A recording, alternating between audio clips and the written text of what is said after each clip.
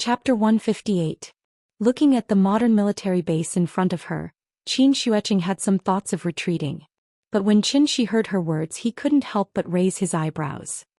He first glanced at Qin Xueqing's right arm, then asked with a faint smile, "Do you still remember why you're here?" Qin Xueqing was stunned. After looking down at her right arm unnaturally, she said hesitantly, "Are you really that confident?" "I'm above the heavens." When he said this, Qin Xueqing couldn't help but look at Qin Shi. Her almond-shaped eyes widened as if she was very surprised. Seeing this, Qin Shi couldn't help but ask, "What? Is it strange?" Qin Xueqing realized that she had lost her composure, so she quickly shook her head and sighed, "You should be above the heavens. That's good. Go, I'm in a hurry. I have to go back to Shangjing later."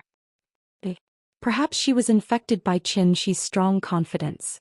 Qin Xueqing nodded heavily and didn't say anything else. She jumped off the horse and walked directly to the base in front of them. Qin Shi rarely rode a horse, so naturally he wanted to ride to his heart's content.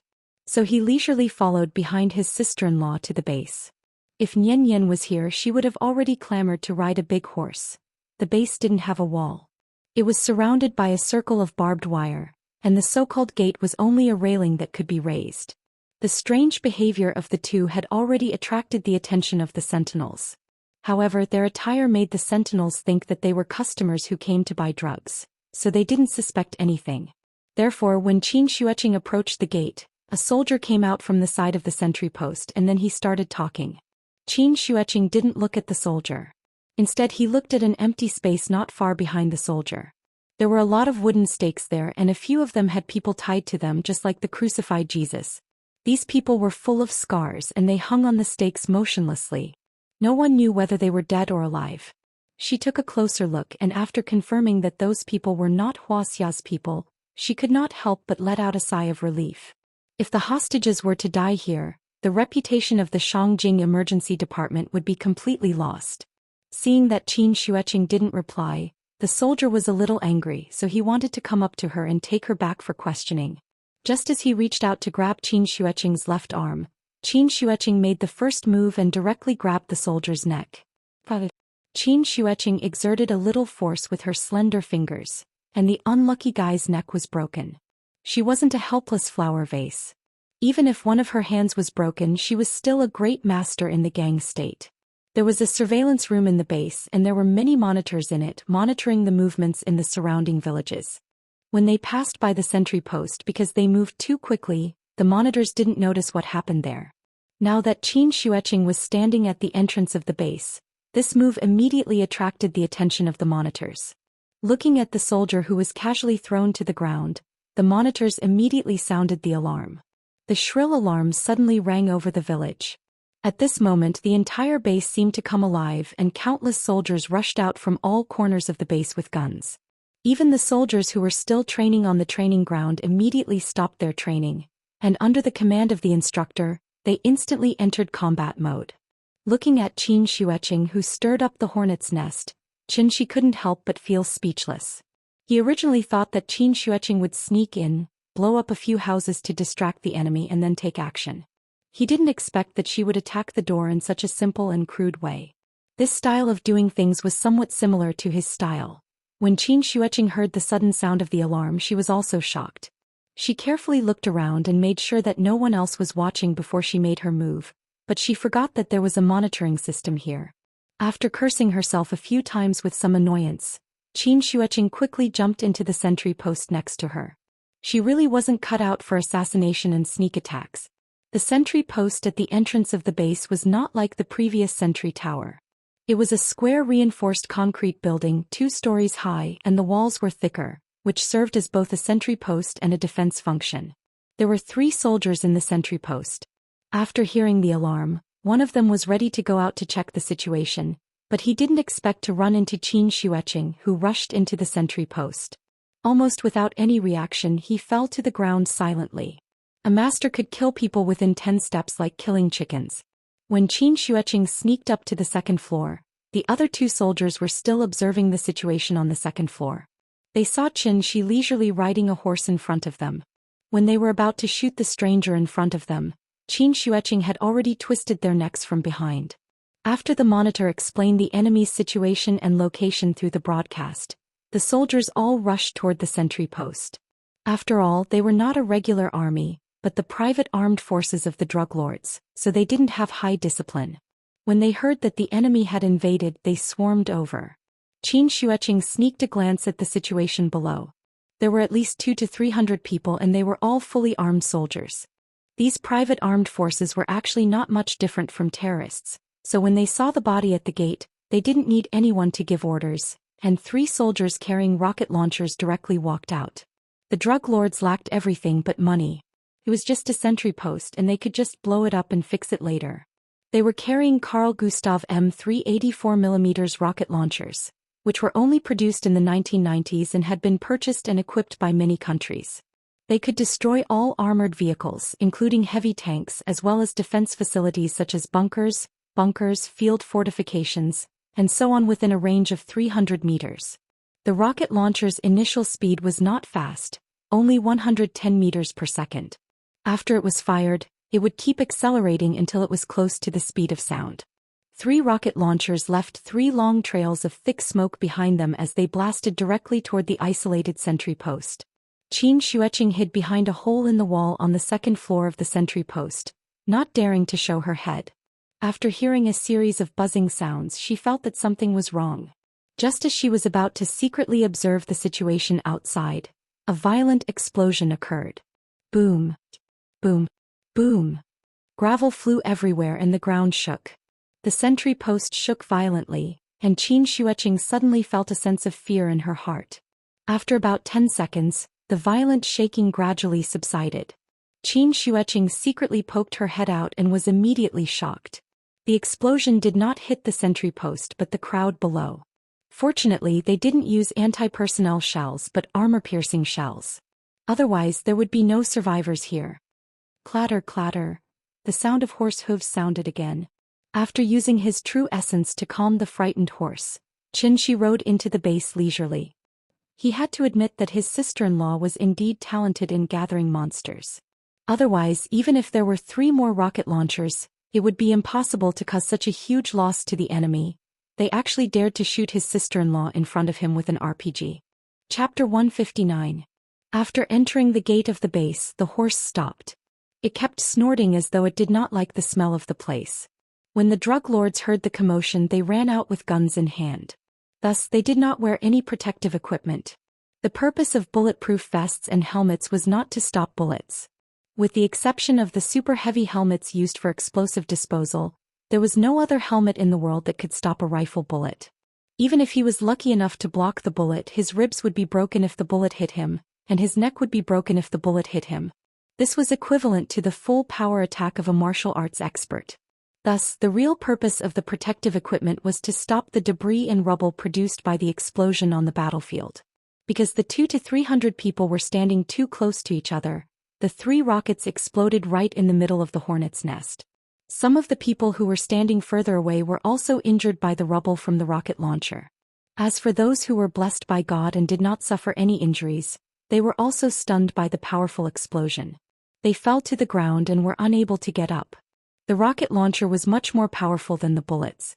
Broken limbs littered the ground and blood continuously flowed into the crater created by the rocket launcher.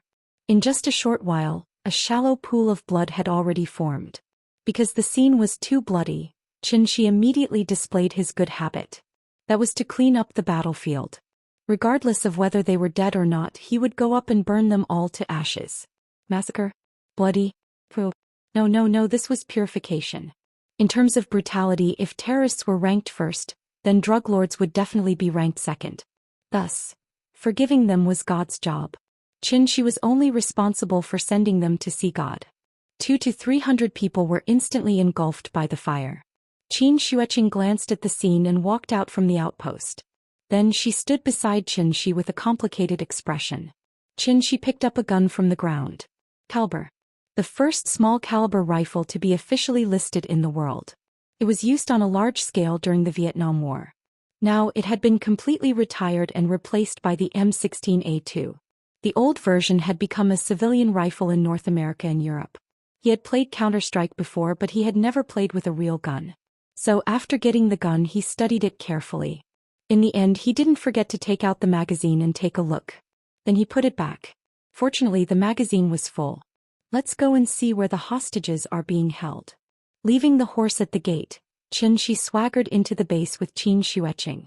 Taking the layout of a regular military base as an example, the outer perimeter was a sentry post, surveillance tower, machine gun tower, concrete walls and barbed wire.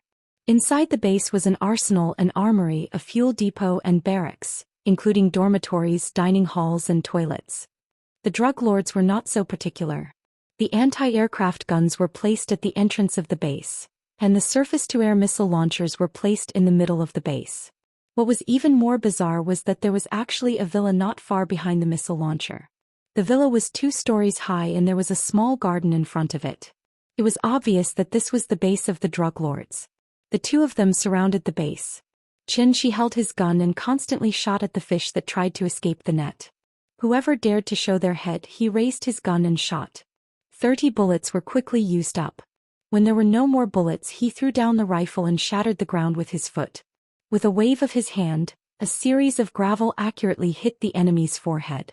In the beginning, some small shrimps tried to resist by shooting, but as the 2 of them gradually went deeper, the sound of gunfire gradually subsided. The 2 of them walked straight to the villa. At this time, Xianxia discovered a problem. In the beginning, 200 to 300 people died. In addition to the small shrimps that came out one after another, there were at most 400 people. It was impossible for such a large military base to only have so few people. No matter how he thought about it, something felt wrong. Then where were the people? Xianxia pondered as he pushed open the door of the villa with Qin Xueqing. This was a magnificent villa. If the floors were a little higher, it could almost be called a castle. The drug lords had no taste and were purely nouveau riche. Therefore, the decoration in the villa was very luxurious. There were all kinds of gorgeous and luxurious furnishings that could be considered dazzling. Among them, the most eye-catching was the bearskin carpet that could be seen as soon as they walked in. The villa was empty. There was no one in sight. The 2 of them looked at each other. When Xianxia was about to say something, a child suddenly appeared on the stairs on the 2nd floor. It was a Nanyang child who looked to be only 12 or 13 years old. His face was full of fear and timidity. In sharp contrast, the AK-74 in his arms was the stark contrast. As the most widely used automatic rifle in the world, the AK-47 was known as the world's king of guns. A total of 100 million units were produced. At least 53 countries purchased and fully equipped it. 5 countries even painted it on their national flags. This was the synonym for slaughter. So far, at least 20 million people had died under the muzzle of the AK-47. It was far more than the number of casualties caused by the 2 atomic bombs in Japan. The black barrel trembled slightly. The child seemed to be very afraid. Seeing this, Qin Xueqing could not help but be stunned. But in the moment when she was distracted, the child suddenly opened fire. Da-da-da. The muzzle of the gun spat out tongues of fire. There was no fear on the child's face. There was only excitement and fanaticism. The recoil of the AK-47 was well known. However, because the child had been practicing for a long time, his hands were very steady. He stood on the stairs on the 2nd floor as if he had gone crazy. He laughed wildly as he sprayed bullets downwards. The bullets swept the table, the windows, the furniture, and instantly tore everything into pieces. The 30 bullets were quickly used up. When the child put down the gun and looked at his masterpiece proudly, he suddenly realized that although it was a mess downstairs, the 2 people stood there without moving at all. After sighing softly, Xianxia turned his head and said to Qin Xueqing helplessly, "The bullets fired from the gun of a 14-year-old child are as deadly as the bullets fired from the gun of a 40-year-old man, maybe even more deadly." Qin Xueqing heard this sentence before. It was from the King of War. However, when this scene happened in front of her eyes, she couldn't help but feel very complicated. Xianxia did not say anything else. With a wave of his hand, the bullets that stopped in front of them all turned around and then shot at the child on the stairs at a faster speed. The body was a child, but the heart was a demon, so can't stay. Originally, Xianxia came with the mentality of avenging his sister-in-law, but after being disturbed by this child, even he began to feel a little uncomfortable. The child was not wrong. It was the world that was wrong. Even a teenager was trained to be a demon that killed without batting an eyelid. This kind of behavior had completely infuriated him. After frowning and glancing at the stairs, Xianxia suddenly seemed to have noticed something. He quickly looked back at the door of the villa. Xianxia saw his actions. While she was confused, Xianxia's figure had already disappeared from the hall. Almost at the same time he was outside the villa. Chapter 160. Missiles were divided into strategic missiles and tactical missiles. The Tau anti-tank missile was a tactical missile. It was produced and used in large quantities during the Cold War. It could be launched from vehicles or helicopters, or it could be carried by infantry. It was mainly used to attack hard targets such as tanks, armored vehicles, bunkers, and artillery positions. The missile was 164 meters long, the diameter was 152 meters, and the total weight was 47 kilograms. In the unfinished Syrian war, a new tactic gradually became popular. As long as they encountered a fortification that was easy to defend and difficult to attack, they would directly bombard it with a Tau missile and blow it up together with the fortification. Simple and convenient. Of course, this tactic was patented by the rich. The price of a Tau anti-tank missile was about $60,000, which was equivalent to 10 AK-47s plus 100,000 bullets, and it was also equivalent to a BMW 5 Series. It sounded like a lot, but for drug dealers this small amount of money was nothing. When the Tau missile was just launched, its flying speed was only 65 meters per second, which was not as fast as a rocket launcher. But when the wings were unfolded and the propulsion device was activated, the flying speed would increase sharply and could exceed the speed of sound in a very short time. Because he was distracted by the child, Xianxia didn't notice the strangeness outside the house. By the time he reacted, the missile was already right in front of him. Boom! The sudden explosion instantly set off a burst of intense flames and thick smoke. The overwhelming flames covered more than half of the villa.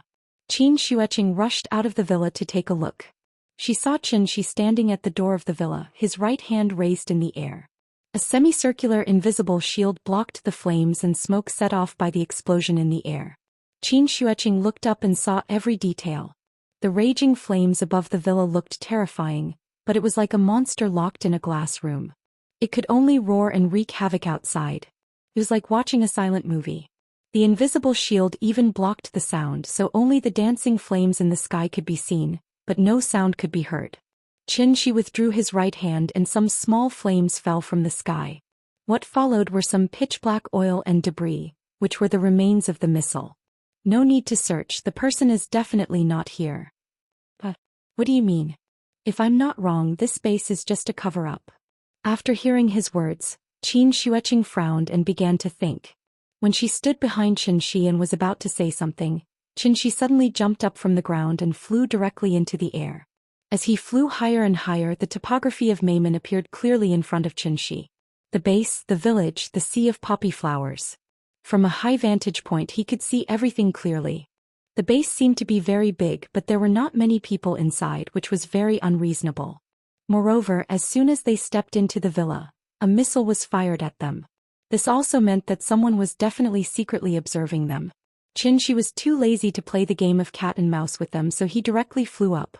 He wanted to see what other tricks this newly emerged drug lord had up his sleeve. Xianxia hovered in the air, carefully observing every detail below. Because his divine sense had not been restored, he could only use this method to find the enemy's traces. While he was looking around about 700 or 800 meters behind the base, there was a small soil slope. Suddenly there was a slight noise from below the soil slope.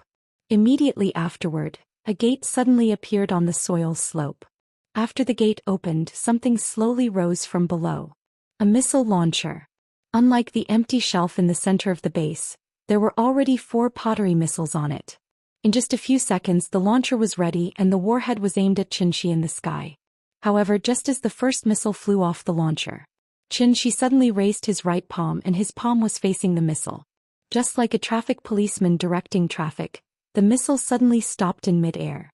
2 seconds later the missile's wings opened, and the propulsion device was fully activated. Accompanied by a strong and dazzling fire, the smoke at the tail of the missile became thicker and thicker, and its body began to tremble violently. However, no matter how hard the propulsion device tried, the missile could not fly forward. After another 3 seconds, Just as the second missile was about to leave the launcher, Xianxia suddenly clenched her fingers. He grasped the air. That invisible true essence seemed to have substance, and in an instant, it exploded the first missile and also detonated the 3 missiles next to it. Boom! It shook the sky and the earth, and dust flew everywhere. The violent explosion instantly flattened the entire soil slope, and a huge cloud of smoke suddenly rose from below the soil slope. When the smoke and dust dispersed, the launcher hidden under the soil slope was completely exposed. Of course, only ruins were left. It had to be said that this drug lord called Wuxia was indeed very creative, and he even specially built a fake base to attract the attention of the outside world. The Sea of Poppies was here, and this was the lifeblood of drug lords, so his base would not be too far away. Underground. Xianxia looked down with interest and then suddenly flew to a nearby soil slope. This was the largest soil slope in the vicinity, and it did not seem to have anything special. But with Xianxia's eyesight he could see that there was a trace of something strange in the middle of the soil slope. Found you. He raised his hand and blasted a stream of true essence. After the dust flew everywhere, a pitch-black hole was revealed from the bottom of the soil. It was an entrance about 5 meters long and 3 meters high. Just like the entrance to the underground garage, at first glance it was dark below. Xianxia landed at the entrance of the hole and then directly walked in. However, waiting for him was a group of fully armed soldiers. Intense gunshots suddenly rang out from underground, and the crazily gushing flames almost lit up the underground tunnel. A true essence barrier instantly appeared in front of Xianxia. Just like an umbrella, it blocked the bullets that rained down like a storm. All the bullets that flew in front of Xianxia strangely stopped in mid-air. In a short while, an iron wall made of bullets appeared in front of Xianxia. The afternoon sun shone in from outside the hole, and the soldiers stood at the bottom of the tunnel so they could not see the figure of the person clearly. They looked up, and no matter how hard they tried, they could only see a vague shadow at the entrance of the tunnel. After estimating that even a tank would be penetrated, the soldiers stopped firing. At this time Xianxia waved his hand. The wall of bullets in front of him suddenly turned into a rainstorm and shot at the people below. In an instant the end of the tunnel became a hell on earth, and endless screams and wails echoed. Xianxia slowly walked down the tunnel. When he reached the bottom of the tunnel there was no one alive. At this moment he was the incarnation of the god of death. Chapter 161. The explosion just now caught Xianxia's attention. Although she couldn't fly, her running speed wasn't slow. As soon as Xianxia walked into the tunnel she had already rushed over. Martial artists were too weak in the face of modern weapons. It was fine if it was an assassination, but when it came to a large-scale confrontation like this, she could only hide in the back and cheer. After all, she couldn't compare to a non-human existence, right? So even if she didn't want to admit defeat, she could only obediently hide behind Xianxia and follow her cheap brother-in-law to sweep through everything. The underground base was about the size of 3 or 4 football fields, about the same size as the fake base outside. The height of the entire space was at least 4 or 5 stories high, and it didn't feel oppressive at all. There weren't many people in the fake base because everyone was hiding here. As far as the eye could see, rows of military tents were placed in the open space, and many workers in white coats and masks were constantly coming in and out of the tents. Although there were many ventilation devices, the entire underground space was filled with a sour smell. This was because the purification of drugs required acetic acid. How was this a military base? It was clearly a huge drug manufacturing factory. At the same time, it was also an inexhaustible natural treasury. After Xianxia killed the soldiers at the end of the tunnel, he stepped into the air and walked directly over the pile of corpses. Xianxia didn't have his ability, so she could only jump into the open space on the opposite side. Then they were surrounded. With the two of them as the center, hundreds of fully armed soldiers fanned out and pointed their guns at them. However, this time the other party seemed to have learned their lesson, so they didn't immediately attack. Xianxia glanced around. Wherever his gaze landed, the soldiers all retreated in fear. The originally slightly loose encirclement was expanded by his gaze just like that. Only one person didn't move. It was a middle-aged man with dark skin. He looked to be in his 40s and was about 1.8 meters tall. Compared to the Nanyang people around him, his height was like a crane in a flock of chickens. Respected celestial greetings. The middle-aged man's Chinese was much more standard than Bai Rongqing's, so Xianxia immediately frowned and asked, Are you from Wuxia? No, I'm from Shan. Alright, as long as you're happy. Although he didn't want to admit it, most of the big drug lords in the Golden Triangle who wreaked havoc all over the world were actually Chinese. Even Kun Sa, who had almost unified the Golden Triangle, was from Dianzhou. This middle-aged man was Bacha, the leader of Meimin, a true warlord and drug lord. After hearing Xianxi's seemingly joking reply, Bacha immediately felt relieved. He quickly turned his head and gestured to the attendant beside him. Respected celestial being, there's an old saying in Wuxia that goes, those who don't know are not guilty. I didn't know of your existence before, so I offended you. Please forgive me. As he spoke, Bacha's entourage brought two people forward. They were Ning Zhonghua and Su Wei, whom he had not seen for a long time. Mr. Qin. When Ning Zhonghua saw Xianxia, he was so excited that he almost couldn't speak. His complexion was yellowish and dark, and he had lost a lot of weight. The white shirt he was wearing had almost turned into a black shirt. Ning Zhonghua's expression was very emotional, but compared to Su Wei, it was a bit of a joke. After Su Wei saw Xianxia for the first time, he couldn't help but cry. He was considered a well-known business tycoon in Zhonghai, but at this moment he was crying in front of thousands of people. It was easy to imagine what kind of grievances Su Wei had suffered. I'm sorry, the previous misunderstanding caused you two to suffer a lot. I would like to express my sincerest apologies to you too. I hope you don't take it to heart. While speaking, Bacha gestured for his men to untie them. As soon as the ropes were untied, Ning Zhonghua and Su Wei rushed behind Xianxia. As for what Bacha said just now, they didn't hear a single word. Qin Xueqing looked at the two with slight disdain and then slightly distanced herself from them. Thinking about it, these two unlucky bastards were kidnapped all the way from Zhonghai to the Golden Triangle. They had to travel on land, and because of the Wu Lian's pursuit, they had to follow the group of Nanyang people over mountains and valleys. They were bitten by insects and snakes, but they had to wade in muddy water and swamps. If they couldn't keep up, they would be whipped.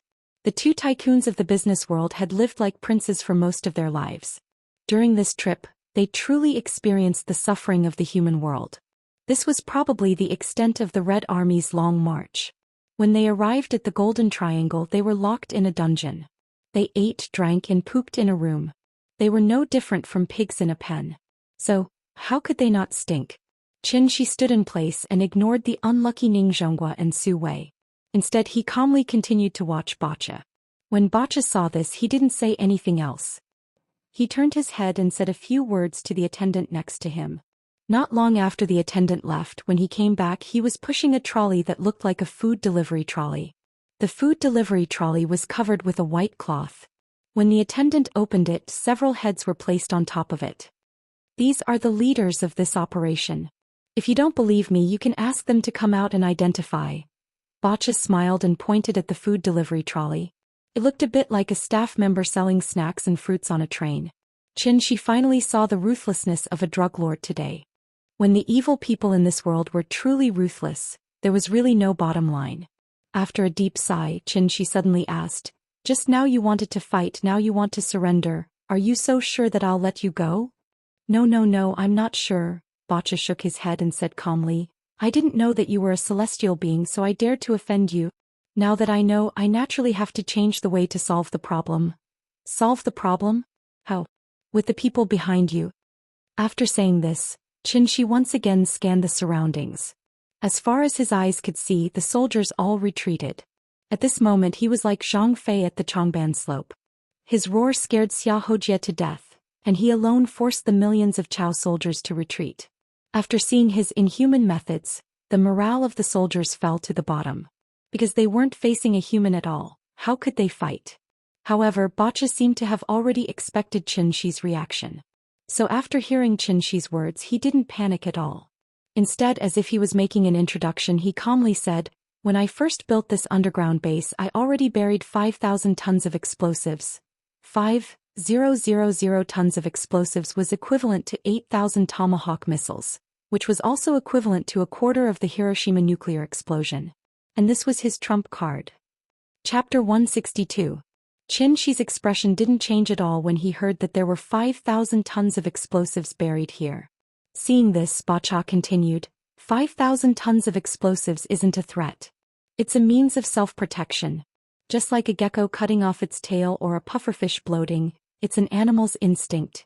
Maybe you think this is ridiculous, but it's the only way I can protect myself. No one knew of your existence before, so I dared to offend you.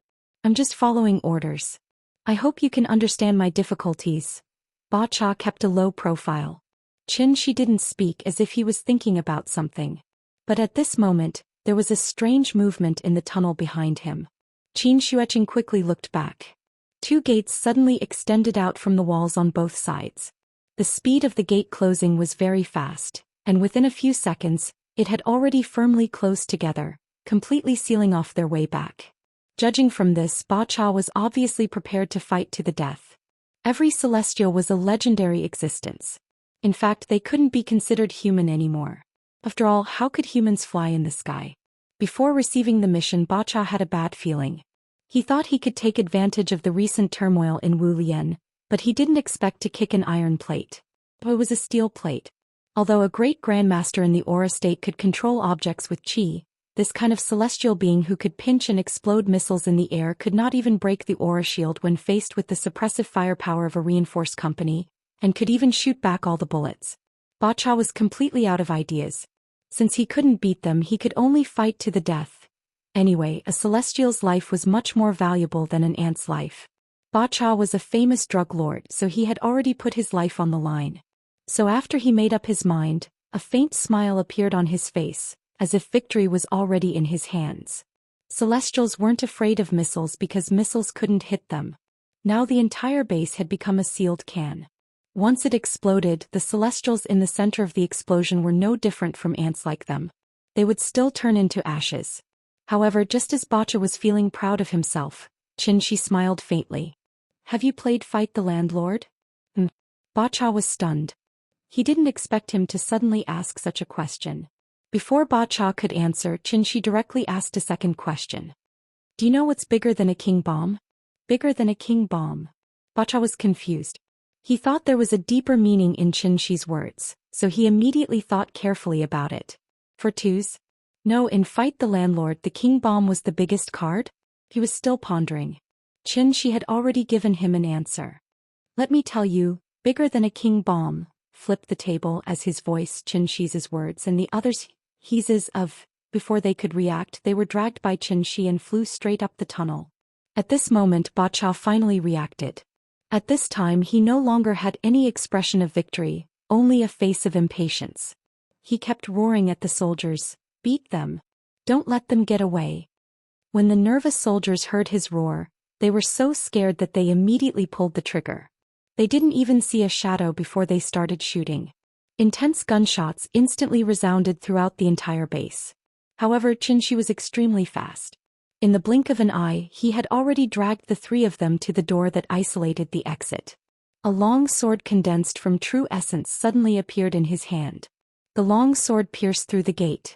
The gate, which was comparable to the gate of a vault, was as soft as a cake. The sword pierced through it without any resistance. With a twist of his right hand, Xianxia instantly cut a large hole in the door.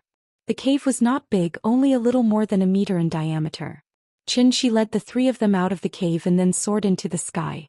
Ba Cha hurriedly led his men to the end of the passage. Looking up, the sunlight was constantly shining through the hole into the passage. Where were the figures of those people? Scram! Seeing this, Ba Cha immediately panicked. He turned around and ran into the depths of the base. All the soldiers in front of him were fiercely slapped to the side. Ba Cha didn't lie. There were indeed 5,000 tons of explosives buried under the base. He originally wanted to use this as a threat to reach an agreement with the other party. After all, the Celestials were legendary existences. Their status determined that they couldn't be people who would go back on their words. Once the other party agreed to an agreement, the next step would be easy to discuss. He used his trump card not because he didn't want to live, but because he had no other choice. Retreating in order to advance, trading life for life. The effective killing radius of 5,000 tons of explosives was about 160 meters. It sounded very small, but it had to be known that this was only the direct killing range of the explosion. The explosion would also cause a shockwave, and this shockwave would have a killing radius of 1 kilometer. In other words, once the 5,000 tons of explosives exploded, with the base as the center, A radius of 1 kilometer would be a dangerous area. The other party threw out a sentence that didn't make any sense, then turned around and ran. No matter how stupid Bacha was, he understood the other party's intention. Flip the table, explosives. He wanted to blow up the base. Although the base was filled with explosives, it couldn't be detonated without a detonator. After all, the other party was a celestial. Who knew if he had some mysterious means like the boss? Bacha didn't dare to gamble, so his first reaction was to run as far as he could. Old Dog tied the horse to the side, then sat on a rock and smoked in boredom. He had heard the explosion just now, so he couldn't help but sigh. Those two young people were indeed Wu Lian. They broke into the Golden Triangle alone and started a fight just because of a disagreement. Judging from the noise just now, they probably blew up some building. Old Dog wasn't in a hurry to go home this time. Because they did have some ability, maybe they wanted to cause a disturbance first, then take action. In that case, he would wait until it was dark. If they still didn't come out when it was dark, then don't blame him for running away. He couldn't stay in Maoping village anymore. After going back this time, it was best to hide in Yuebei for a while. Just as Old Dog was thinking about his next plan, he suddenly heard a noise coming from the hillside not far away. He turned his head and saw that it was the woman just now. The woman and two middle-aged men. Looking at their unlucky faces, Old Dog knew that they must be the hostages that had just been rescued. Oh, rescued? Old Dog stood up and greeted Qin Xueqing with a smile. Qin Xueqing didn't talk nonsense with him. Before she walked down the hillside, she said to him directly, "Let them get on the horses. We have to leave here quickly." Old Dog's face changed when he heard that. He hurriedly asked, "Have Bacha's men caught up with us?" Qin Xueqing ignored him and signaled Ning Zhonghua and Su Wei to get on the horse. Then she started to run along the road they came from. "Hey, wait for us." Ning Zhonghua and Su Wei were too slow. After Old Dog pushed them onto the horse, he led the horse and quickly chased after them. The few of them ran wildly on the mountain road. But after running for a few minutes, a light suddenly exploded, followed by a violent vibration behind them. Old Dog was surprised and couldn't help but look back. Chapter 163. What did you guys do? Old Dog's eyes almost fell out of their sockets when he saw the mushroom cloud rising into the sky. He turned around and was about to say something to Qin Xueqing when the ground shook violently. There were many mountains in the Golden Triangle. After the explosion, the nearby mountains shook violently. The sudden shaking startled the horse. It neighed and raised its front hooves. If Old Dog had not pulled the horse back in time, Ning Zhonghua and Su Wei would have been thrown off the horse.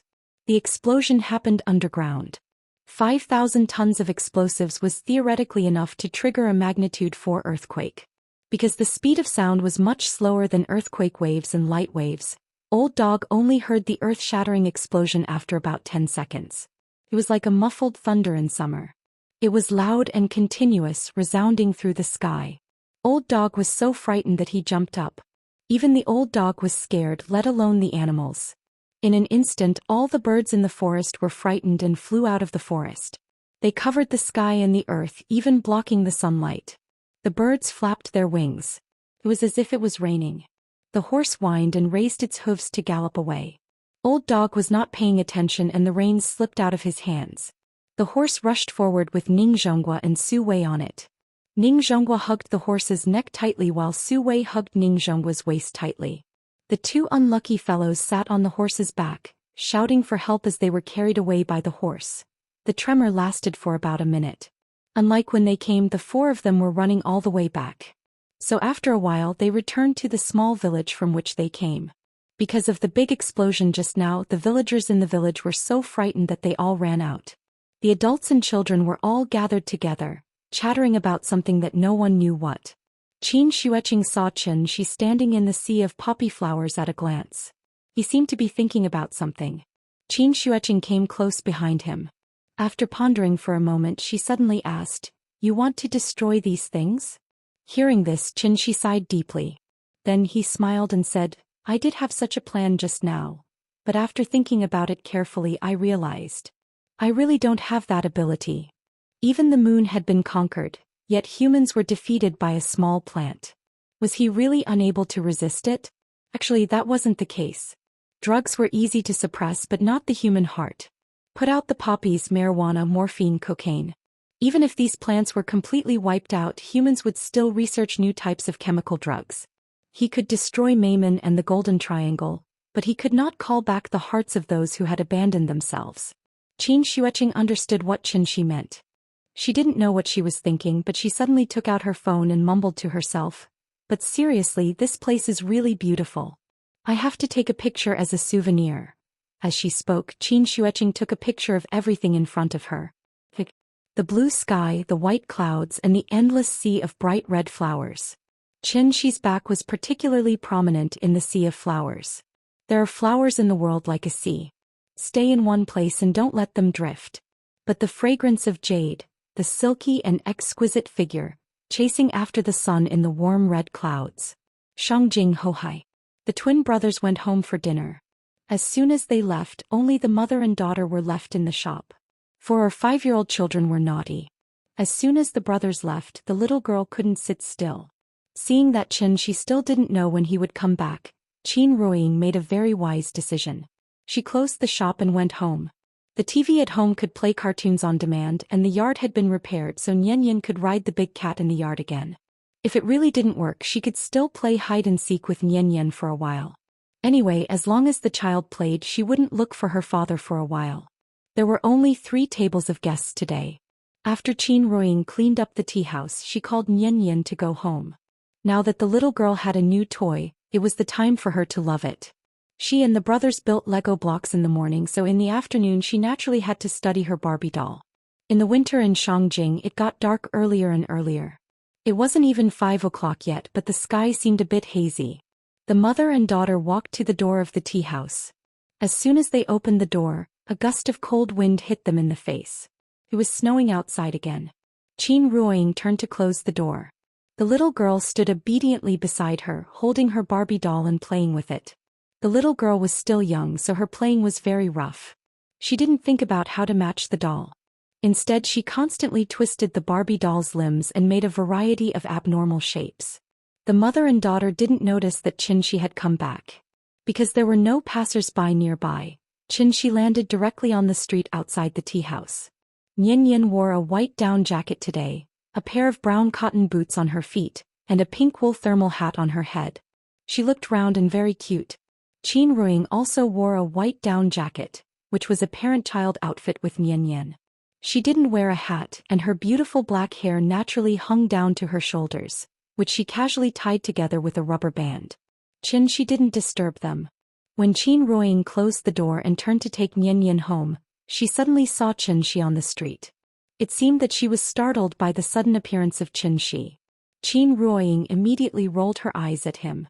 At this time the little girl also looked up and saw Xianxia. "Papa. You're back." With a clear sound of "Papa," the little girl let go of Qin Ruoying's hand, waved her arms and ran toward Xianxia. Xianxia quickly squatted down and held the little girl in his arms. After Xianxia stood up with her in his arms, the little girl sat in Xianxia's arms and handed the Barbie doll to Xianxia. She pouted and said coquettishly, "Papa, dolls are not fun." Looking at the Barbie doll that was twisted like a fried dough twist, Xianxia didn't know whether to laugh or cry. He quickly comforted her. "You can't play with Barbie dolls like this. Papa will teach you later, okay?" The little girl nodded happily. In fact, she didn't care much about what she played. He cared more about who would play with her. Qin Ruoying came over, and Xianxia quickly freed his left hand to hold her hand. "Where's Yuanqing?" "She's in Spring City. She'll be back tomorrow." "Is she all right?" "She's fine. It's just a broken hand. She'll recover when she reaches the gold core stage." "How long will it take?" "With her diligence, I don't think it'll take long, that's true.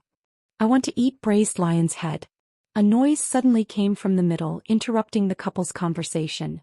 It turned out that the little girl was a little unhappy because they kept talking and neglected her. "Hey, Papa will make it for you. What else do you want to eat?" "Kung Pao chicken." "Hey, what else?" "Pork ribs, sweet and sour pork ribs." "Hey, Papa will make it for you. Papa is the best." "What about Mommy?" "Mommy is good too." Chapter 164. Life went back to its normal routine. The couple spent all day around the little girl, and the little girl was clamoring to go to the tea house every day. The reason why she insisted on going to the tea house every day was because she wanted to play with the twins. Therefore, the tea house by Hohai Lakeside opened punctually every day even though business wasn't good. There were only a few customers and they couldn't even cover the water and electricity bills, not to mention the rent. The so-called building a house in the human realm without the noise of carriages and horses. What can a gentleman do? His heart is biased. This was already the realm described by Tao Yuanming. Nowadays many people yearned for this kind of life, not to mention whether they were really artistic or not.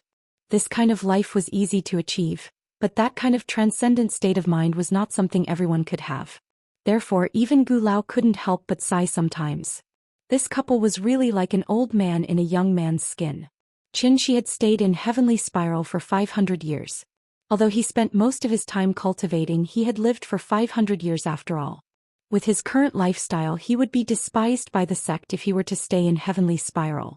He didn't want to improve himself, he was willing to degrade himself, and he took pleasure in it. As for Qin Ruiying, if her identity as a Xian Nu was not taken away, she could barely be considered an ordinary person. However, she had been indifferent since she was young. As a Xian Nu, she yearned for the life of an ordinary person. The most exciting time in her life was the few years when she met Xianxia. Such a pair of husband and wife was truly a rare existence in modern life. Plato once said, "Each of us is only half a person, so each of us is always looking for the other half to combine with himself." In a person's life about 2 million people will pass by. The probability of two strangers meeting and falling in love is 0.000049. Meeting didn't mean knowing each other didn't mean knowing each other, and knowing each other didn't mean love. Xianxia and Qin Ruiying were very lucky because they met, knew each other, and fell in love. Even more lucky was that they had a product of their love. Just like the casual game Traveling Frog, which became popular overnight throughout the country. Nian Nian was the little frog that Xianxia and Qin Ruiying raced together. Nian Nian was still young, so her biggest hobby was to play. When she grew up, perhaps she would be like this little frog. She would bring her own lotus leaf hat and luggage, then bid farewell to her parents and travel to the outside world alone. Along the way, who would Nian Nian meet? What kind of novel things would she see? What kind of life experiences would she have? As parents, Xianxia and Qin Ruiying knew nothing about this. Children would eventually grow up, and Nian Nian would eventually become an independent existence. They would not be able to interfere too much, so they could only place their concern and longing for her. The popularity of the traveling frog was due to the subtle relationship between parents and their children. In a small tea house by the lakeside of Hohai, a happy and blissful family. In a leisurely life in the garden, Xianxia and Qin Ruiying were waiting. When Nian Nian grew up and became the little frog that liked to travel. December 6th, light snow. The little girl sat in the children's playground and threw the blocks in her hands in boredom. She built a castle out of building blocks and wanted to show it off to others, but the brothers never came. She had no choice but to call the big cat. Big cat. Big cat. The big cat may have been lazy recently. It lay on the bar all day without moving as if it was about to hibernate. After hearing the little fellow's cry, the big cat reluctantly meowed. It then jumped up from the bar and landed beside the little fellow with a few big leaps. "Big cat, I'll build a castle for you." Meow.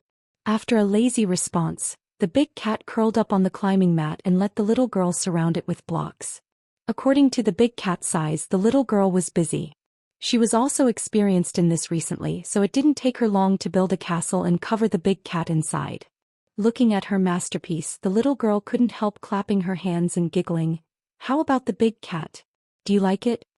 Meow. In the doorway of the building castle, the big cat narrowed its eyes and meowed casually, then fell asleep again.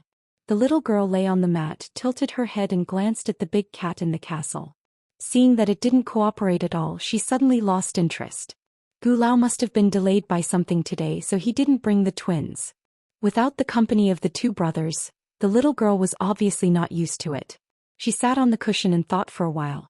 Then she suddenly stood up and ran to Qin Ruiying's side without even putting on her shoes. Qin Ruiying was reading a book. When she saw her coming, she immediately picked her up and asked with a smile, "Nian Nian, what's wrong? Mama, when will my brothers come? Do they not want to play with me anymore?" The little girl pouted and looked wronged. Seeing this, Qin Ruiying could only smile helplessly and said, "My brothers have something to do, so they can't play with you today. Wait until tomorrow, they will come again tomorrow." Xianxia was changing the water in the kettle. Seeing the little girl's dejected look, he immediately interrupted and said, "Nian Nian, it's rare that you're free today. Why don't we take you out to play? Where are we going? How about going to the mall to eat KFC?" Hearing this, the little girl's eyes suddenly lit up and she immediately responded, "Okay. I want to eat KFC. Then you go and put on your shoes. When you're done we'll go out." The little girl ran back to put on her shoes. Xianxia's cooking was much better than KFC's, and the little girl was just looking for something new.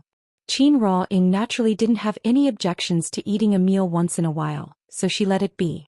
The tea house closed early again. The family of 3 stepped on the light snow and walked to Dongming Alley. When they passed by the courtyard, Xianxia suddenly asked Qin Ying to wait for him, and then ran into the courtyard like a wisp of smoke. After waiting for a while, Xianxia came out again. When Qin Ying saw his secretive look, she knew that he must be up to something again. Thus, she looked at him with a faint smile, waiting for him to explain himself. Seeing this, Xianxia didn't hide anything and immediately took out 2 things from behind her. Dang dang dang, when Qin Ying saw it, she suddenly did not know whether to laugh or cry. Xianxia held the household register in his hand, one for her and the other for Xianxia and Yan Yan. After seeing the household register, Qin Ying understood what he wanted to do, so she asked with a smile, "Do you still care about these things? Of course, we have a child illegally living together, so we have to make up for it."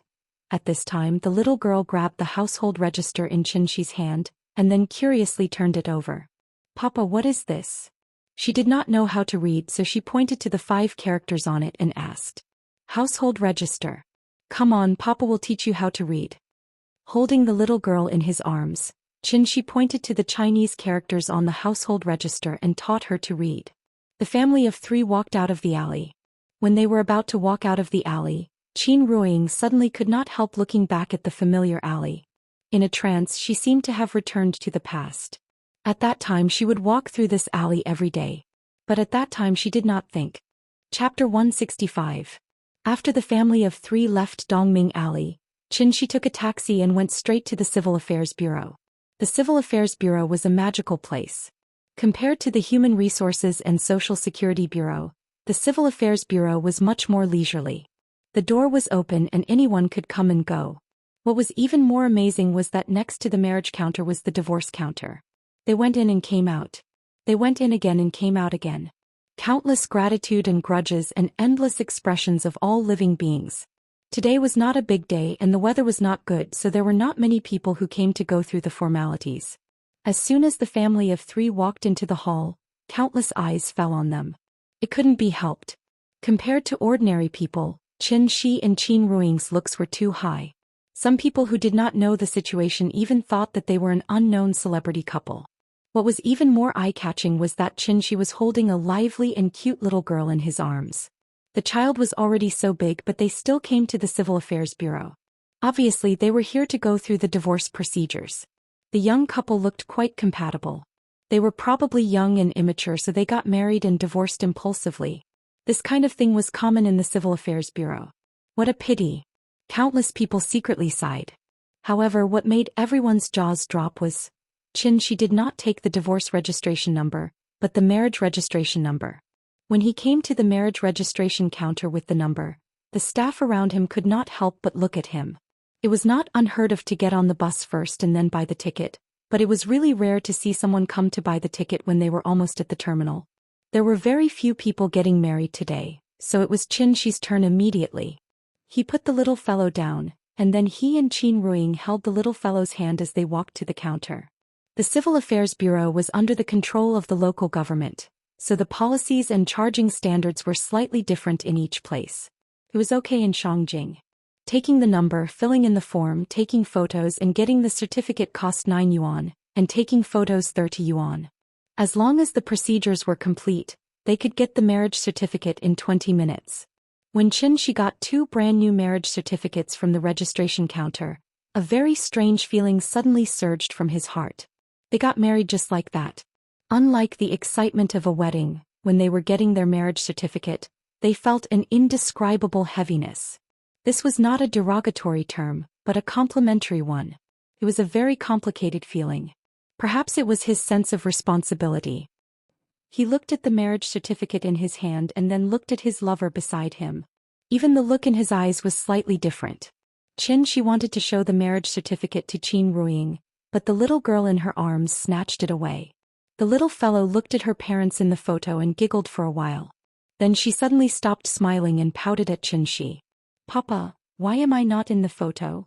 Without waiting for Xianxia to reply, she seemed to have thought of something and immediately shouted, "Family portrait! Family portrait! I want to be in there too." This was a public place. Besides those who were preparing to get married, there were also those who were preparing to get divorced. Many people were already in a bad mood, so when they heard her words, their faces immediately darkened. "Shu, you can't be loud in public." Qin Ruiying quickly stopped the little fellow. Showing affection in this place was simply rubbing salt on other people's wounds, so it was better to restrain herself.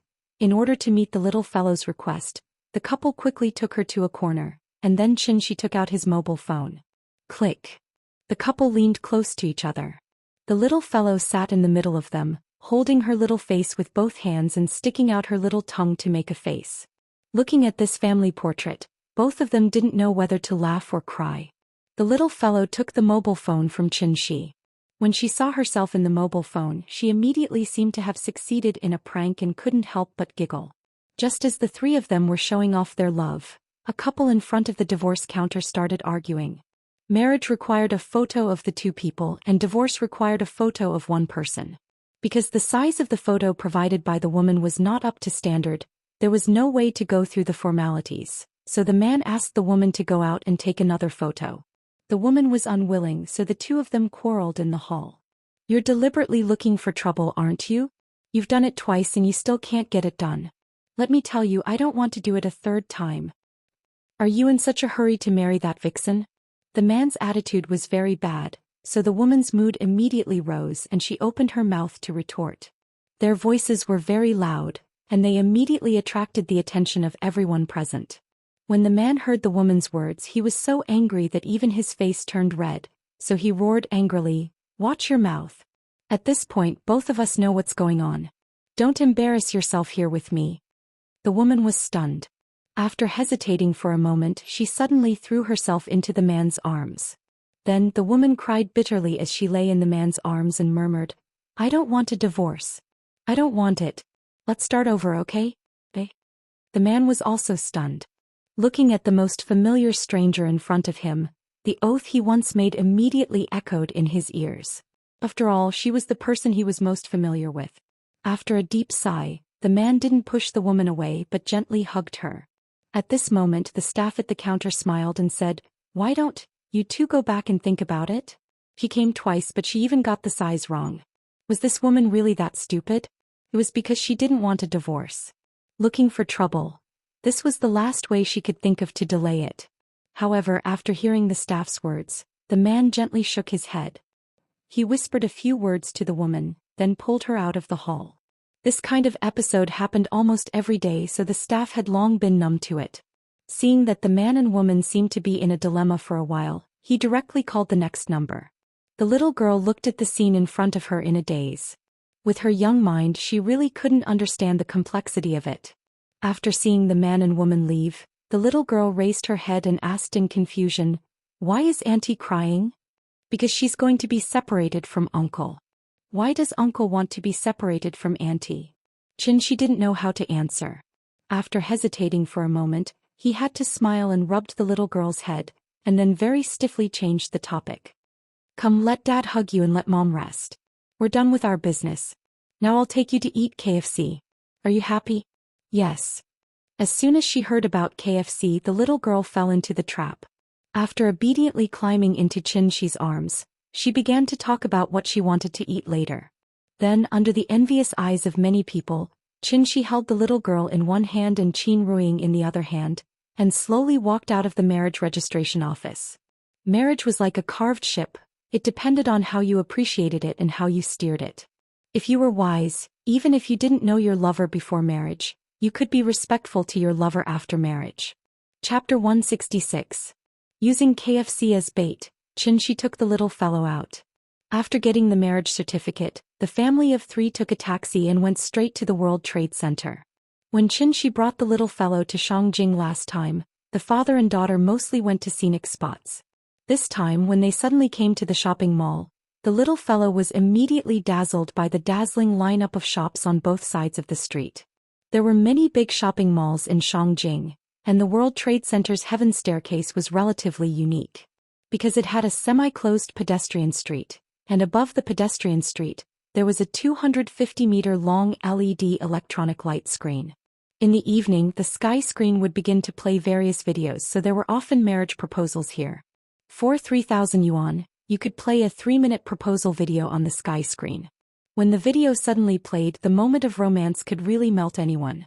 Therefore, it was rumored that the success rate of marriage proposals here was particularly high. It was still early and it was winter, so the World Trade Center's Heaven Staircase looked a little deserted. The couple took the little fellow around and then went into a children's experience hall. The children's experience hall was very large, and as soon as they entered, they saw a huge Tyrannosaurus Rex. The little fellow was startled by the vivid Tyrannosaurus Rex. After coming back to her senses, she immediately asked Xianxia to put her down, and then ran to the Tyrannosaurus Rex, tiptoed and shook hands with it. While shaking hands with the Tyrannosaurus Rex, the little fellow turned back and asked, "Papa, what is this?" "It's a Tyrannosaurus Rex, an extinct animal, so you can't see it in the zoo." "Oh." The little fellow surrounded the Tyrannosaurus Rex and studied it carefully. Xianxia watched her and Qin Ruiying turned around to buy her a ticket. After playing with the Tyrannosaurus Rex for a while, the little fellow ran back to Xianxia and then pulled him into play. This Tyrannosaurus Rex had attracted her attention, so she was very interested in the things inside the experience hall. The floor of the children's experience hall was cushioned, so shoes could not be worn in. After changing shoes, the family of 3 walked into the entertainment area. After entering the door, there was a large sand pit. The sand was carefully selected fine sand. The little fellow changed into her boots and jumped in directly. In the sand pit there was an excavator toy that was especially popular in the past 2 years. Under Xianxia's guidance, the little girl successfully operated the excavator to dig out a pile of sand and put it into the hopper truck. Then she happily rolled around in the sand pile. As a professional children's experience center, there were too many toys here. There were children's castles, children's rock climbing, small tunnels and combination maze slides. There was everything that one could think of, but there was nothing that one could not see. After playing 1 round, the little guy was already so tired that he was dripping with sweat. Even his underwear was soaked with sweat. In order to let her rest, the couple continued to bring her inside and came to the painting area. The little girl had learned to draw in kindergarten, so when she got the coloring board, she sat on the stool obediently and studied it. Xianxia and Qin Ruiying sat on either side of her and watched her casually paint on the drawing board with a watercolor pen. In just a short while, the perfectly fine Sun Wukong was smeared all over by her. Looking at her masterpiece, the little fellow was very proud. She handed it to Qin Ruiying as if it was a treasure and asked her to praise her. Qin Ruiying and Xianxia did not know whether to laugh or cry. Then Qin Ruiying taught her step by step and wrote her name in the blank space of the drawing board. He was going to show it to her when she grew up. The handwriting was crooked like earthworms crawling around. It took a lot of effort to barely distinguish what she wrote. Qinyan. For the whole afternoon, the family of 3 was immersed in the experience center. If the little fellow was not hungry, she probably would not have been willing to come out. Before leaving, the little fellow was really conflicted. After she bought her a bear that was half her height. The little fellow reluctantly left the children's experience center with the bear. When they walked out of the experience center, the sky was completely dark. At this time, the world staircase really showed its unique charm. Flowing lights and colorful neon lights flashed. A giant screen with an area of 7,500 square meters was constantly blooming above the pedestrian street. The little fellow stood on the steps holding the teddy bear.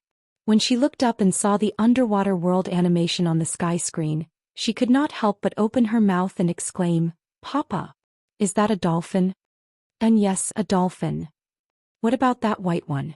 "It's a whale." "Is that a tortoise?" "Kind of, but you should call it a sea turtle." "Oh." The little fellow nodded her head woodenly. Xianxia's science was no different from a book to her. In order to let the little fellow see more clearly, the couple took her directly to the bottom of the sky screen. But at this time the little fellow saw the Christmas tree in the middle of the pedestrian street. It was a large silver Christmas tree 8 meters tall, surrounded by plush snowmen and many plush deer. The Christmas tree shone with silver light and looked particularly dazzling. The little fellow ran to the fence and wanted to reach over the fence to touch the plush snowman next to her, but was stopped by Qin Ruiying in time. "Nian Nian, don't climb over the fence without permission, understand?" "Oh." Hearing her mother's words, the little fellow nodded obediently and then stepped back. In order to prevent the little fellow from running around again, Xianxia held her in his arms and asked with a smile, "Nian Nian, it's time to eat. Let's come out to play after dinner, okay?" "Then what do you want to eat? It's all food here." Hearing this, the little fellow sat in his arms and twisted her body to look around. Actually, the child only ate KFC for novelty. After coming out to play for so long, she naturally had long forgotten about KFC. She could not read, so she looked around and did not see anything. Seeing that she did not have any ideas, Xianxia turned to look at Qin Ruiying. Qin Ruiying pondered for a moment, then pointed to the boiling fish village not far away and said with a smile, "How about that one? It seems to be Sichuan cuisine. Should be good." Aunt Zhang was from Chengdu, and both mother and daughter grew up eating her cooking. Naturally, they had a special feeling for Sichuan cuisine. The rent in the World Trade Center was very expensive, so the consumption level was naturally high. The decoration of this restaurant was very luxurious, and the environment was even better than Sally's restaurant in Zhonghai. Boiled fish, gluttonous frog, husband and wife lung slice, saliva chicken, spicy pork trotters, and all of them were spicy. The child was still young, so Qin Ruiying specifically asked for less chili, just a little spicy. But even so, the little fellow's face was red from the spiciness. She kept sucking in the cold air, but her mouth did not stop for a moment and she kept shouting that it was delicious. She was strong on the outside but weak on the inside. She shouted that it was delicious, but she could not eat much before she was full. Qin Ruiying could not eat much either. Looking at the table full of leftovers, Xianxia had to ask the waiter to pack it up. After eating, the little fellow seemed to be tired. After she handed the toy bear to Qin Ruiying, she obediently shrank in Xianxia's arms. In just a short while he had already fallen into a deep sleep. Chapter 167. The next morning. When Qin Ruiying got up and washed up, Xianxia was already busy in the yard. He dug another hole in the blue stone floor that had just been paved. After glancing at the little guy who was still sleeping soundly, Qin Ruiying quietly walked out of the west wing. When she came to Xianxia's side, she found that Xianxia had gotten a jar from somewhere. He was squatting next to the jar, busy with something. After noticing that Qin Ruiying came over, Xianxia looked back at her, picked up a bowl from the side, and scooped some wine from the jar with the bowl. Qin Ruiying just took the bowl from him, and a fragrant smell of wine rose directly from the bowl and hit her nose. The smell of the wine was very light, and there was a slight, indescribable fragrance in it. "This is wine. Let's have a taste." Hearing this, Qin Ruiying picked up the bowl and took a sip. She didn't drink and didn't know much about wine. But with this sip she could still feel a fragrant but not overpowering, mellow and elegant taste from it. In the unique spicy taste of white wine, there was a clear, refreshing, mellow and clean taste. It was really soft in the mouth and the aftertaste was pleasant. It was very delicious. "What wine is this?" "Daughter's red." "How is it?" "My skills are good, right?" "You can make wine?" "Of course, your husband knows everything and there is nothing he can't do." Xianxia smiled proudly. Qin Ruiying smiled and glanced at the empty wine bottle beside him, but didn't say anything. Maode Fingjiu, Luzhou Laojiu, Shifingjiu, the 4 famous wines of Wuxia were all taken by him. In addition, there was also Wuliangye Guojiu 1573, Jiannanchan, and so on. No matter what type of wine it was, whether it was Maotai flavored, Qingfeng flavored, or Feng flavored, they were all put into a soiled jar by Xianxia. This was a jar of wine that gathered the great achievements of all kinds of wine. Soaked wine. The wine was not important. What was important was the spirit medicine within. It wasn't an exaggeration to say that every drop was a great supplement in the world. 1 drop was equivalent to a Peiyuan Dan. After being refined by Xianxia with her immortal techniques, the wine could truly be considered the so-called nectar of the bejeweled nectar. After the wine entered his mouth, the spiritual qi of heaven and earth contained in it flowed through his throat and into his limbs. Qin Ruiying only felt that the more she drank, the more sober she became. In a short while she drank the entire bowl of wine into her stomach. Seeing that she liked it very much, Xianxia asked with a smile, "Would you like another bowl?" Hearing this, Qin Ruiying thought for a moment and shook her head. She chuckled and said, "This is not the time to drink Hong. Let's bury it. When Yin Yin gets married in the future we'll have a drink together." Right. After covering the jar and putting it into the hole under the locust tree, Xianxia set up a spirit gathering formation and a spirit binding formation around it. In order to prevent it from being accidentally destroyed, Xianxia even set up a defensive formation. What a joke. This was the new Hong that he had specially brewed for Yin Yin. What if it was stolen? As early as 304 AD, the world's first botanist, Zhi Han, wrote the description of southern vegetation. It said that when a woman was a few years old she would brew wine. When a woman was about to get married she would prepare wine for the guests. It was called Hong and the taste was absolutely delicious. After giving birth to a daughter she would brew a jar of Hong and hide it under the osmanthus tree at home. When she was free she would step under the osmanthus tree a few times, as if her heart would feel more at ease. The daughter's hair would be tied with a red headband. Her eyebrows and eyes would be like willow leaves during the Qingming festival. She would become more beautiful and bigger day by day. When the daughter got married the father would dig out this jar of wine as a dowry. According to the customs of ancient times, the first 3 bowls of wine that the daughter scooped out of the jar would be presented to her father-in-law, and her husband. The meaning was that she prayed for the family to be healthy and prosperous. Daughters were the treasures of fathers. When he thought that Nian Yan would grow up and get married in the future, Xianxia felt like the cabbage that he had worked so hard to grow had been eaten by a pig. Many people felt that it was a loss to have a daughter, but they never thought that other people's pigs had eaten their cabbage, but it was because of this cabbage that other people's pigs had become their pigs. Of course, this was just a joke. After all, the idea of favoring boys over girls was not as serious as before. After using soil to cover the jar, Xianxia restored the tiles on the ground to normal. No one would be able to tell that there was a jar of wine buried under the ground.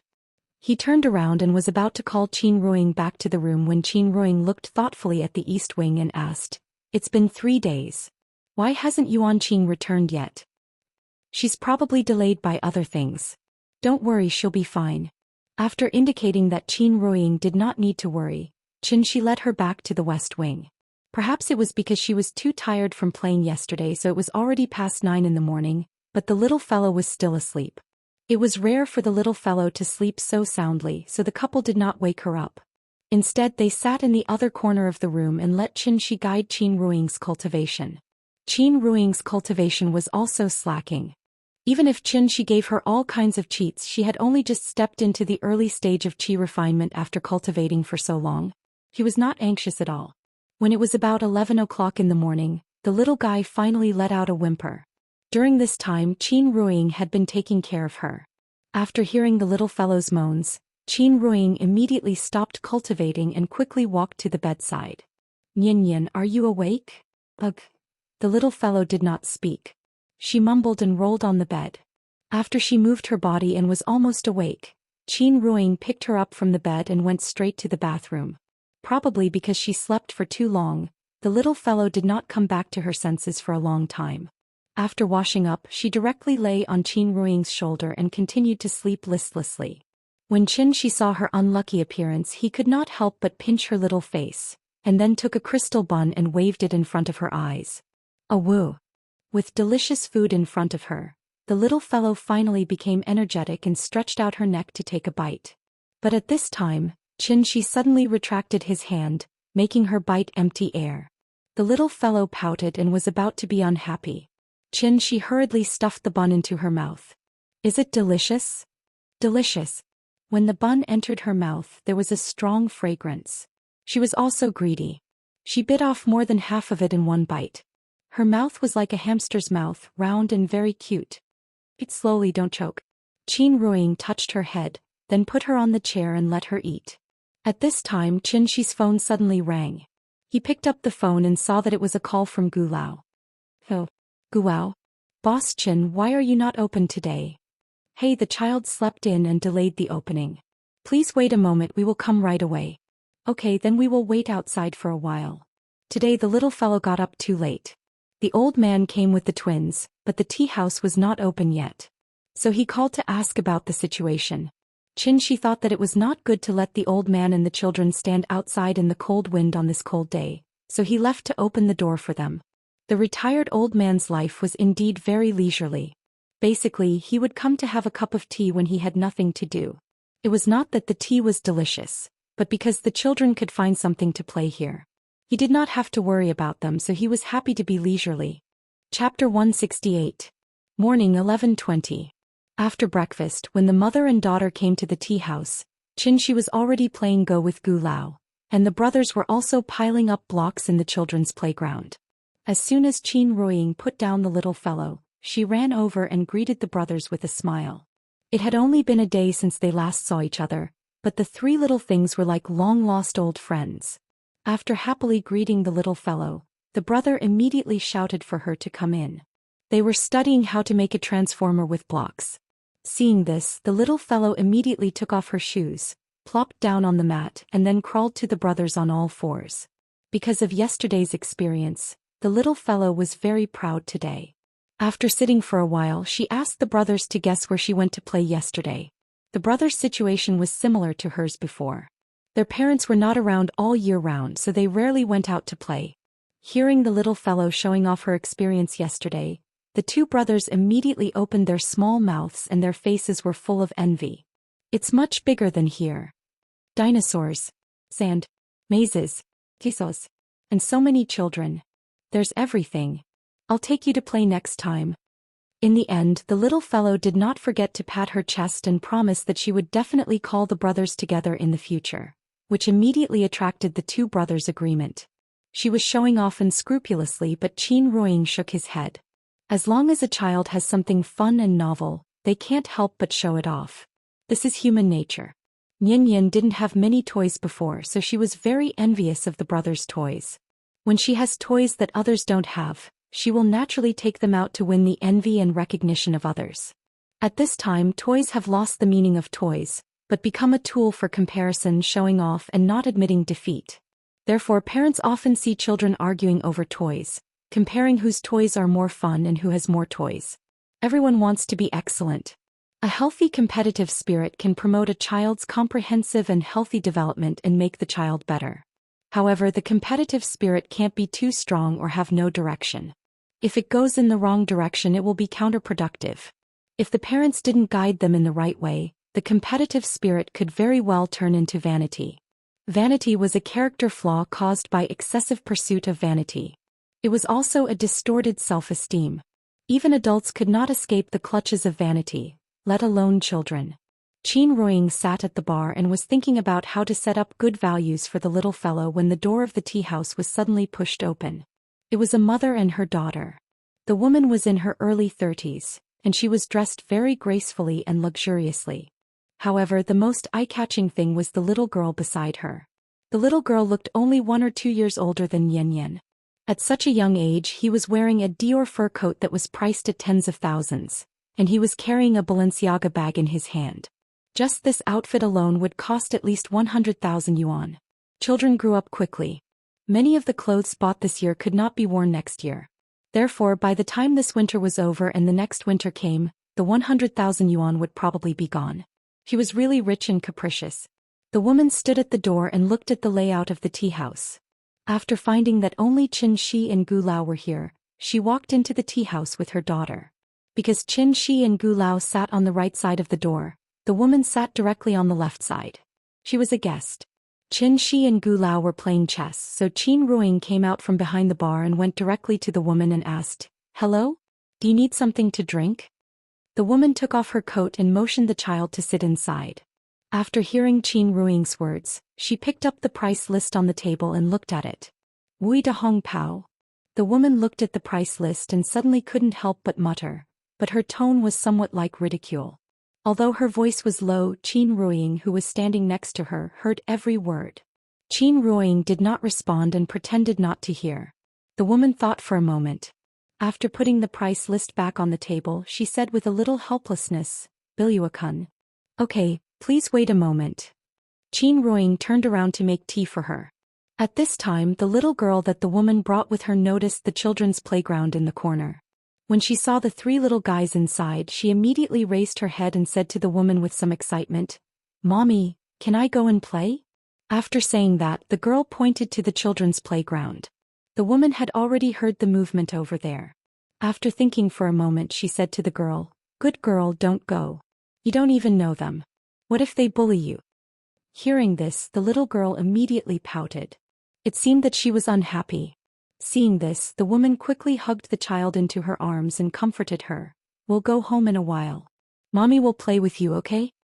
"No." The little girl shook her head and immediately turned her head to the window, showing a posture that said she didn't want to talk to her. The woman had no choice but to turn her head and look at the children's playground again before saying to the girl, "Then you go and play, okay?" Hearing that her mother agreed, the little girl immediately climbed over her lap happily and then ran to the children's playground. The woman still wanted to say something, but seeing her daughter's excited look, she could only let her go. At this time, Qin Ruiying came over with a teacup and a kettle. After she put down the teacup and the kettle, the woman said to Qin Ruiying, "The child wants to play with them. Is it okay?" "It's okay. The more people there are, the more lively it will be." Qin Ruiying replied with a smile.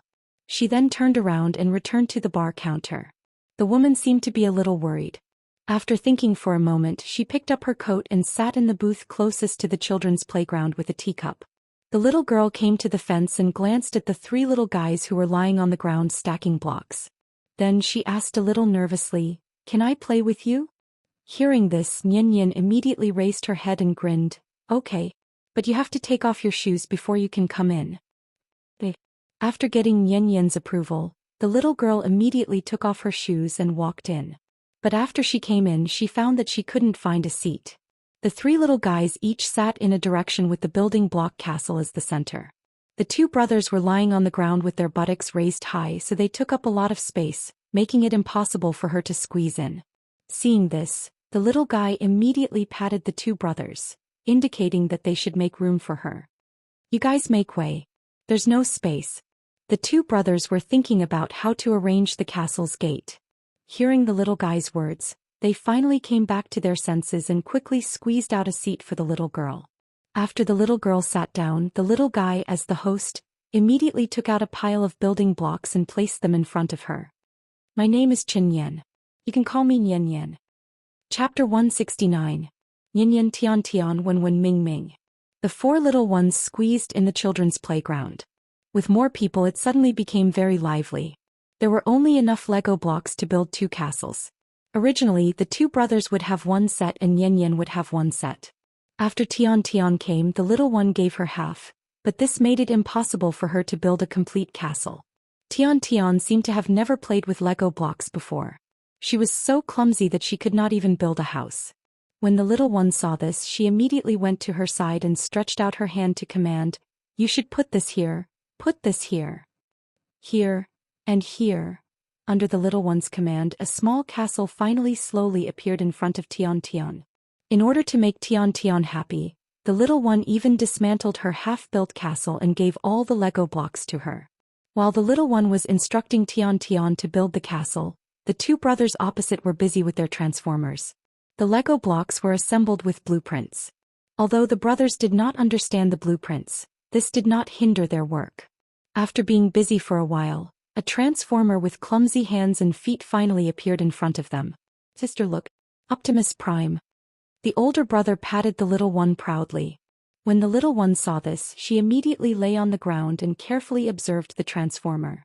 However, at this time the younger brother corrected her, "Sister, this is Megatron. It's Optimus Prime. It's Megatron. Optimus Prime. I made it. It's Optimus Prime. Megatron. I taught you to make it. This is Megatron." The two brothers almost fought over the naming rights of the Transformers. When the little one saw this, she immediately shouted, "Stop arguing. This is a gorilla." She had never seen a Transformer before, so she did not know what Optimus Prime and Decepticon were. The big guy in front of her looked no different from the gorillas she saw in the zoo before, so she decided to name this model. Gorilla is better than Megatron. Better than Optimus Prime. It was impossible for the twins not to bicker. The little fellow was too lazy to pay attention to them. Instead, she climbed to the gorilla's side and began to use her imagination. She picked up the building blocks and kept adding things to the gorilla. Seeing this, the two brothers were also unwilling to fall behind. They picked up the building blocks one after another and covered it with them. The three little fellows went back and forth, and in just a short while, they formed a completely indescribable monster. Looking at their masterpiece, the three of them couldn't help but laugh out loud. Tian glanced at them, then lowered her head to look at the castle in front of her. Then for some reason she suddenly reached out and pushed down the castle that she had painstakingly built. Because the castle made of Lego bricks was not so easily damaged, she used both hands and tore the castle into pieces in a short while. The three little fellows were stunned. After she tore down the castle, the little fellow seemed to have returned to her senses. She asked curiously, "You don't like castles?" "I don't." After saying that, Tian threw the building blocks in her hand, directly hitting the two brothers' mutant gorillas. The building blocks hit the gorilla and then bounced onto the mat. The little fellow looked down at the building blocks that she threw out. After pondering for a while, she sat up and said to the two brothers, "Let's play marbles?" The two brothers had no objections, so they immediately nodded and said, "Okay."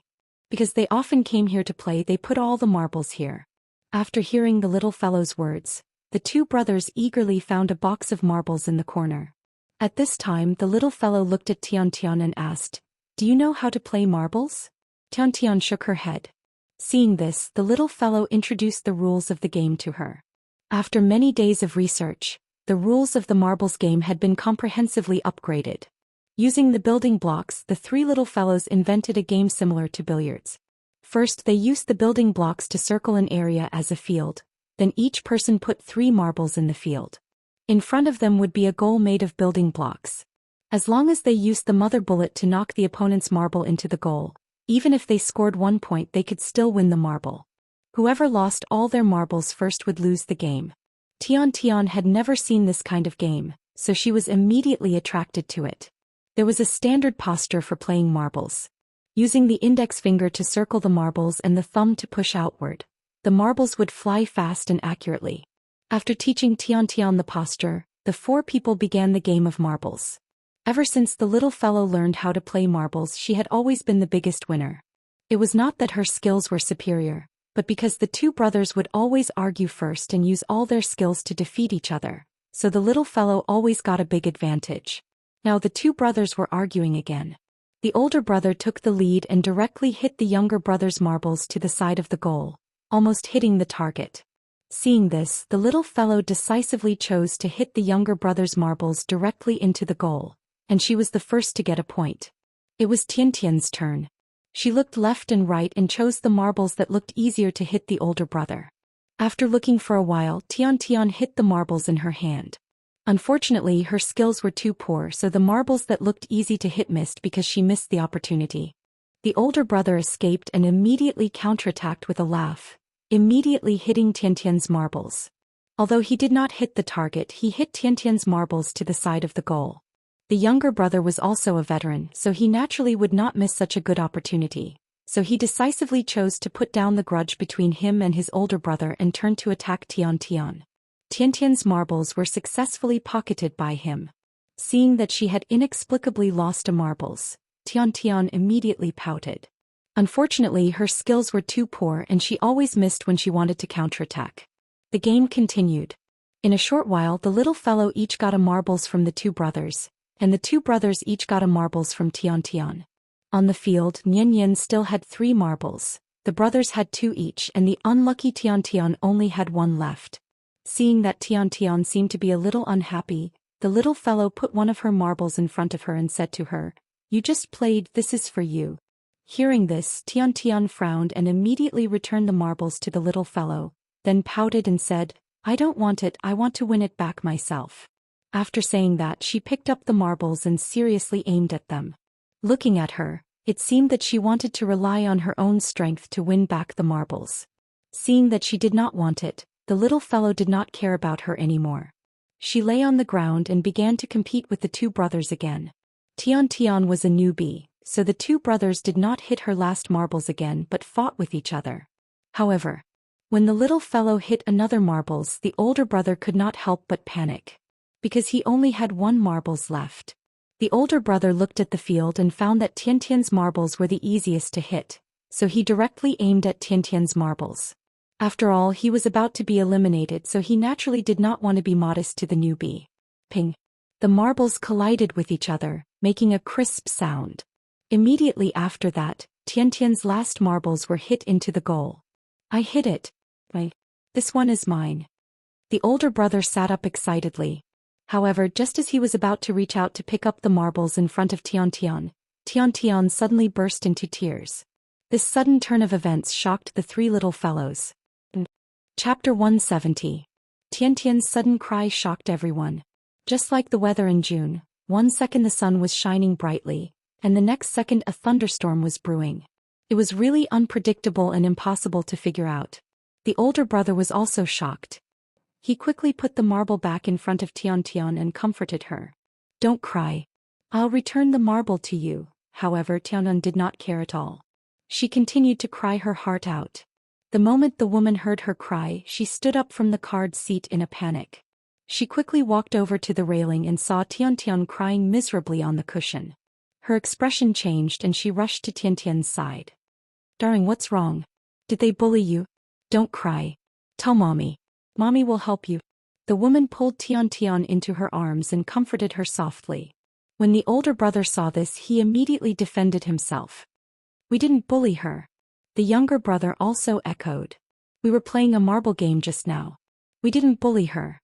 She was the one who cried all of a sudden. Although the brothers often bickered with each other, they were not careless at all when they needed to work together to deal with outsiders. Tiantian was crying miserably. When she saw the woman coming over, she immediately threw herself into her arms. The woman comforted her for a while. When she saw that Tiantian could not stop crying, she glared at the brothers fiercely. At this moment, the little boy could not stand it anymore. He quickly explained, Auntie, we didn't bully Tiantian. We were playing a game. She was so angry that she cried when she lost. The woman's attitude made the brothers feel very wronged. After hearing Yan Yan's words, the older brother immediately pouted and muttered, That's right. She couldn't afford to lose. The younger brother felt that this matter had nothing to do with him, so he immediately made a face at Tiantian and laughed. That's right. Tiantian couldn't afford to lose. Shame. The younger brother's actions were not malicious. On the contrary, he had good intentions. This was because when they played games in the past, if one of them could not afford to lose and cried, everyone would use this method to stop him from crying and provoke the other party's competitive spirit. This was a common method of provocation between children. However, in the woman's eyes, this was a malicious provocation, so she immediately exploded. Whose child are you? Don't you have any manners? Didn't your parents teach you how to get along with other children? The woman pointed at the two brothers and scolded them. The elder brother was frightened. He sat on the cushion and didn't even dare to raise his head. But his younger brother was not happy. He straightened his neck and shouted at the woman, We didn't bully her. It was she who couldn't afford to lose. Can't afford to lose. The younger brother's expression was also extremely aggrieved. At this moment he was like little Hachi who would rather die than submit, vowing to fight the evil forces to the end. If he didn't, then he didn't. His honest brother would never take the blame for this kind of thing. This time the woman was really infuriated by him. Because she was squatting in front of the two brothers, when she heard her brother's words, she immediately raised her right hand and slapped her brother's face. Her brother had never thought that this woman would hit him. But fortunately this slap was stopped by Qin Ruiying in time. Qin Ruiying had just come over, but she stood aside and didn't say anything. Seeing that the woman was about to hit her brother, she naturally couldn't sit back and do nothing. They're still children. It's normal for children to have a little friction. As a parent, directly intervening will only cause a bigger conflict. After stopping the woman's slap, Qin Ruiying frowned and added, That's not good. It was inevitable that there would be friction between children. Which child hadn't fought when they were young? So when a parent faced this problem, it was best to follow the 3 no's principle. Don't be angry, don't intervene, and don't be afraid of being taken advantage of. This seemingly negative attitude was the most basic, simplest, and most effective way to cultivate healthy relationships between children. Children would be angry, but they would never hold a grudge. If a parent immediately intervened when a child had a little friction, This behavior was destructive in itself. It seemed like meticulous care, but in fact, it would deprive the child of the experience of real life, resulting in the child's lack of experience of setbacks. It would make their ability to resist pressure extremely poor, and their psychological endurance would also weaken. Just because Tian cried, the woman directly judged that the two brothers had bullied Tian. This simple and crude way of thinking would not help a child's growth at all. Instead, it would harm her. In name it was love, but in fact it was harm. When the two brothers saw Qin Ruiying coming, it was as if they had found a backer. The older brother immediately pursed his little mouth and cried as well. Tian would cry and so would he. However, the younger brother still had the spirit of a man.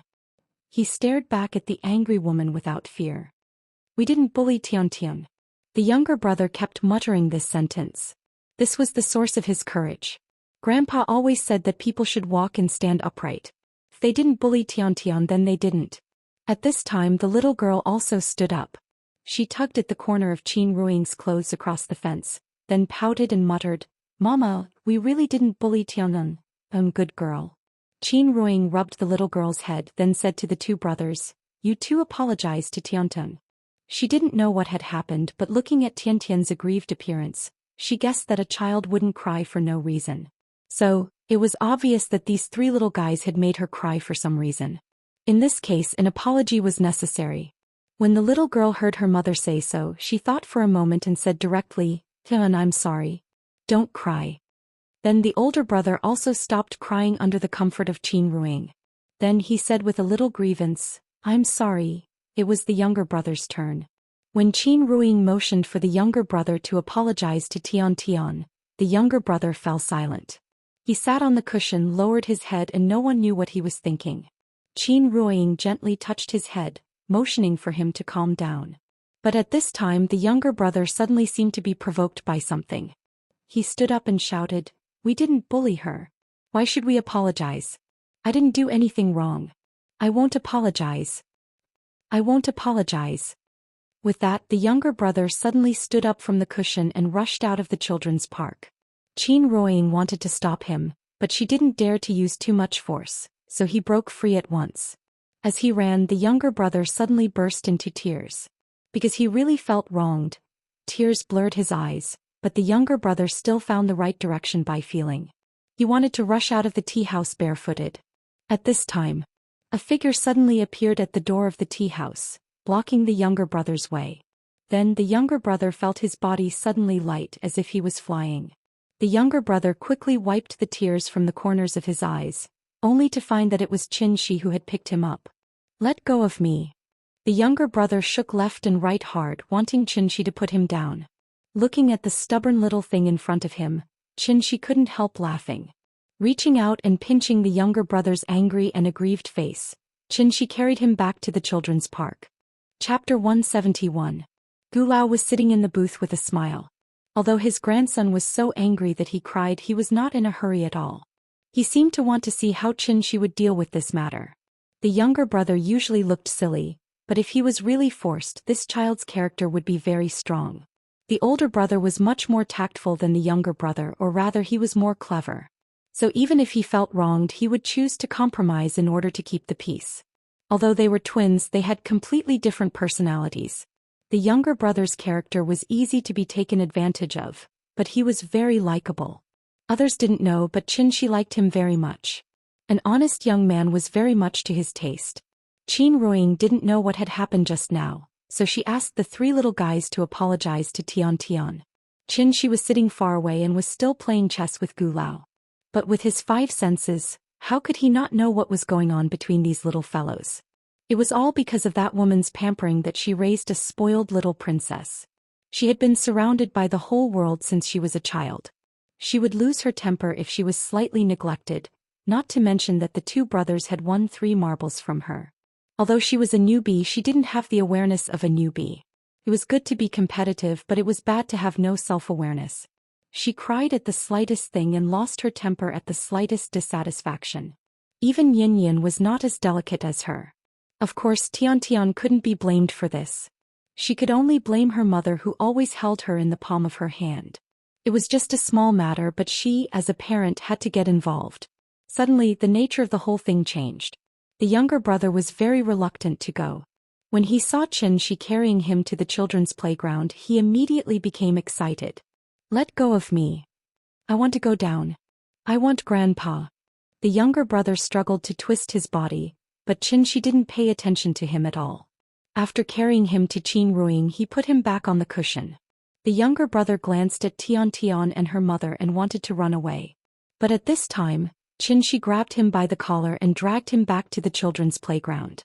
After blocking the entrance of the children's amusement park and not letting his brother out, Xianxia asked Tian, who was hiding in the woman's arms, Tian, did they bully you? Tian had already stopped crying. Her teary eyes really looked like she had suffered a great grievance. After hearing Xianxia's words, Tian didn't answer. Instead, she turned around and leaned into the woman's arms. Tian, answer me. Did they bully you? Xianxia asked again. However, Tian still didn't say anything. Instead, she leaned on the woman's shoulder and didn't even turn her head. The woman felt her body tremble slightly and thought that she was frightened, so she immediately frowned and said to Xianxia, "What are you doing? Can't you see that the child is still crying?"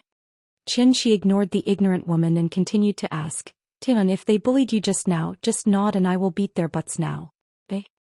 Hearing this, the woman's expression softened. She felt that Xianxia's attitude was very good, so she said to Tian, "Tell mommy, did they bully you? Don't be afraid, mommy will protect you." Tian still didn't answer. But at this time the little girl couldn't stand it anymore. She stood up from the climbing mat, pointed at Tian and said loudly, "Papa, we didn't bully her." No. Now not only did her brother feel wronged, but even the little girl felt a little wronged. Like her brother, she didn't understand why the adults didn't believe them. With Qin Ruiying's understanding of Xianxia, she understood something after thinking for a while.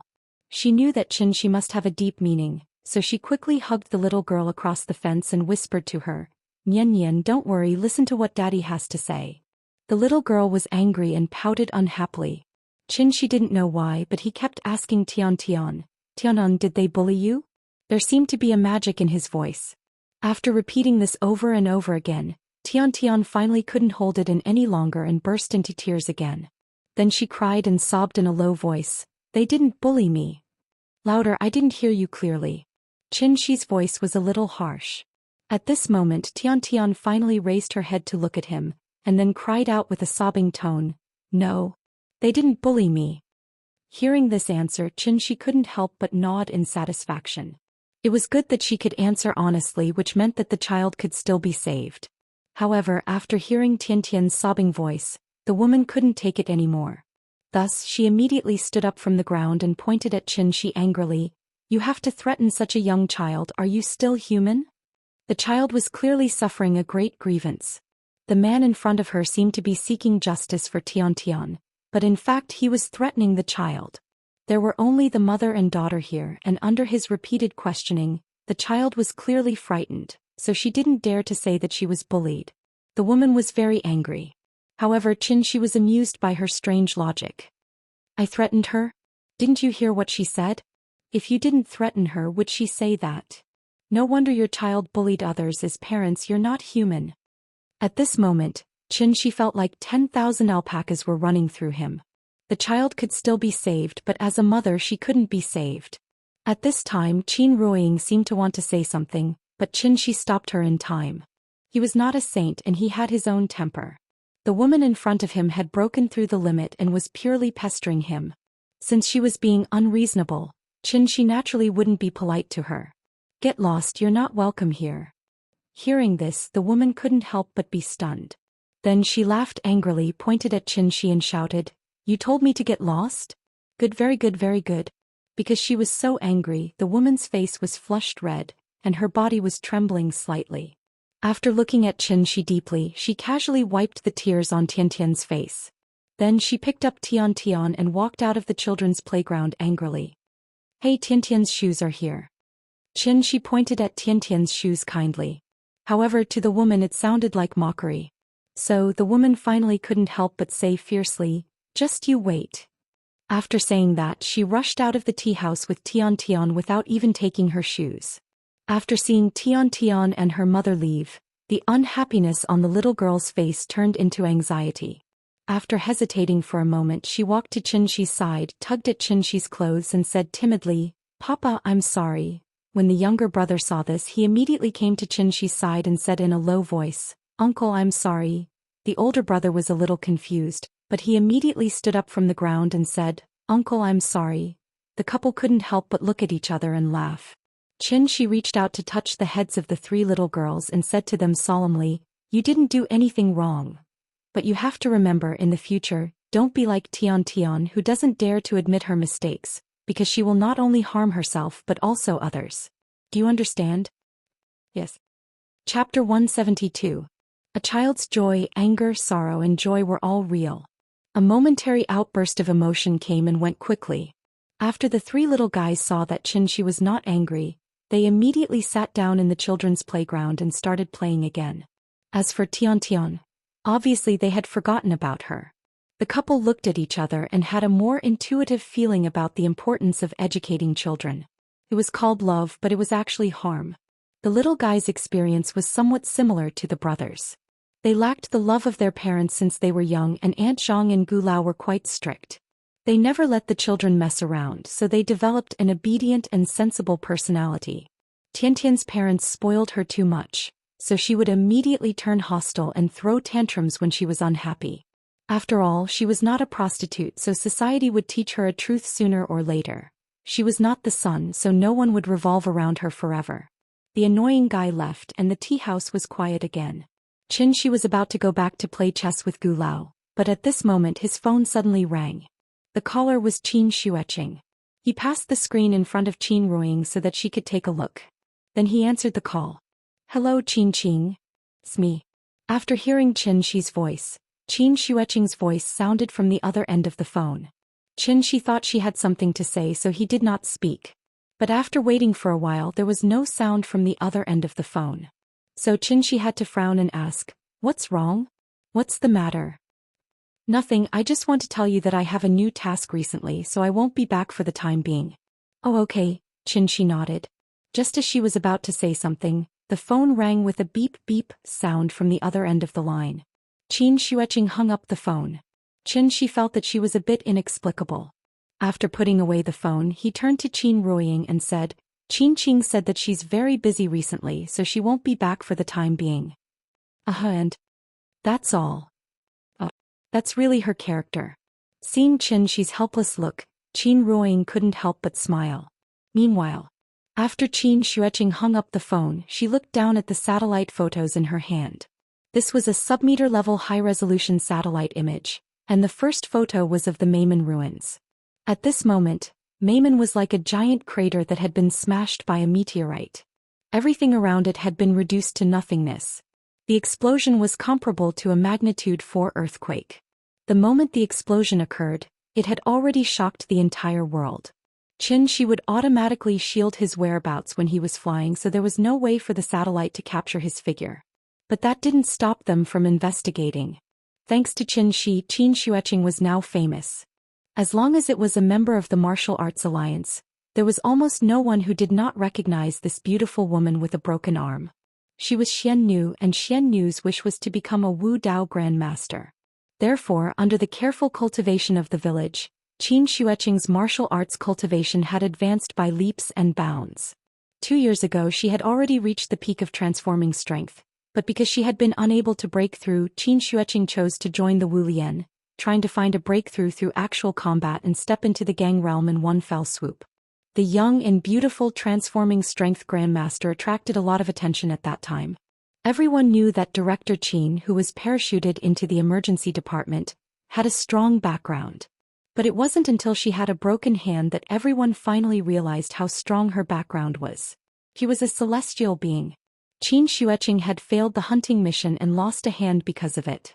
At that time, many people were waiting to see her make a fool of herself. But they didn't expect that she had found a great master from somewhere, who took her all the way to the Golden Triangle. After rescuing the hostages, they also flattened the place. Because of that, when Qin Xueqing returned to Beijing to report on her work, no matter who saw her, they would respectfully greet her, Director Qin. They couldn't afford to offend her. Qin Xueqing's status in the Wu Lian rose sharply. At that time she learned a not-so-secret. The village was also flattened. To be honest, Qin Xueqing didn't have such a big reaction even when Qin Shi killed great-uncle in front of her. But after hearing the news from the leader, Qin Xueqing was so shocked that she didn't come to her senses for a long time. After all, the village was almost a holy place in her mind. This holy place of inheritance that had existed for countless years was completely turned into ruins because of Qin Shi's appearance. The village used to have a well-known name, All Saints Valley. There had long been a rumor that there were many inheritances in Wuxia, and the All Saints Valley occupied 3 of them. In the battle between the Immortal generals, the village was affected by the power of the 2 and completely turned into ruins. Before Qin Shi left, he killed the few remaining elders in the village. The village was destroyed and the elders were also dead. Without a leader, the Wu Lian extended an olive branch to the villagers, so most of the villagers chose to join the Wu Lian with their inheritances. The Wu Lian also became the biggest beneficiary.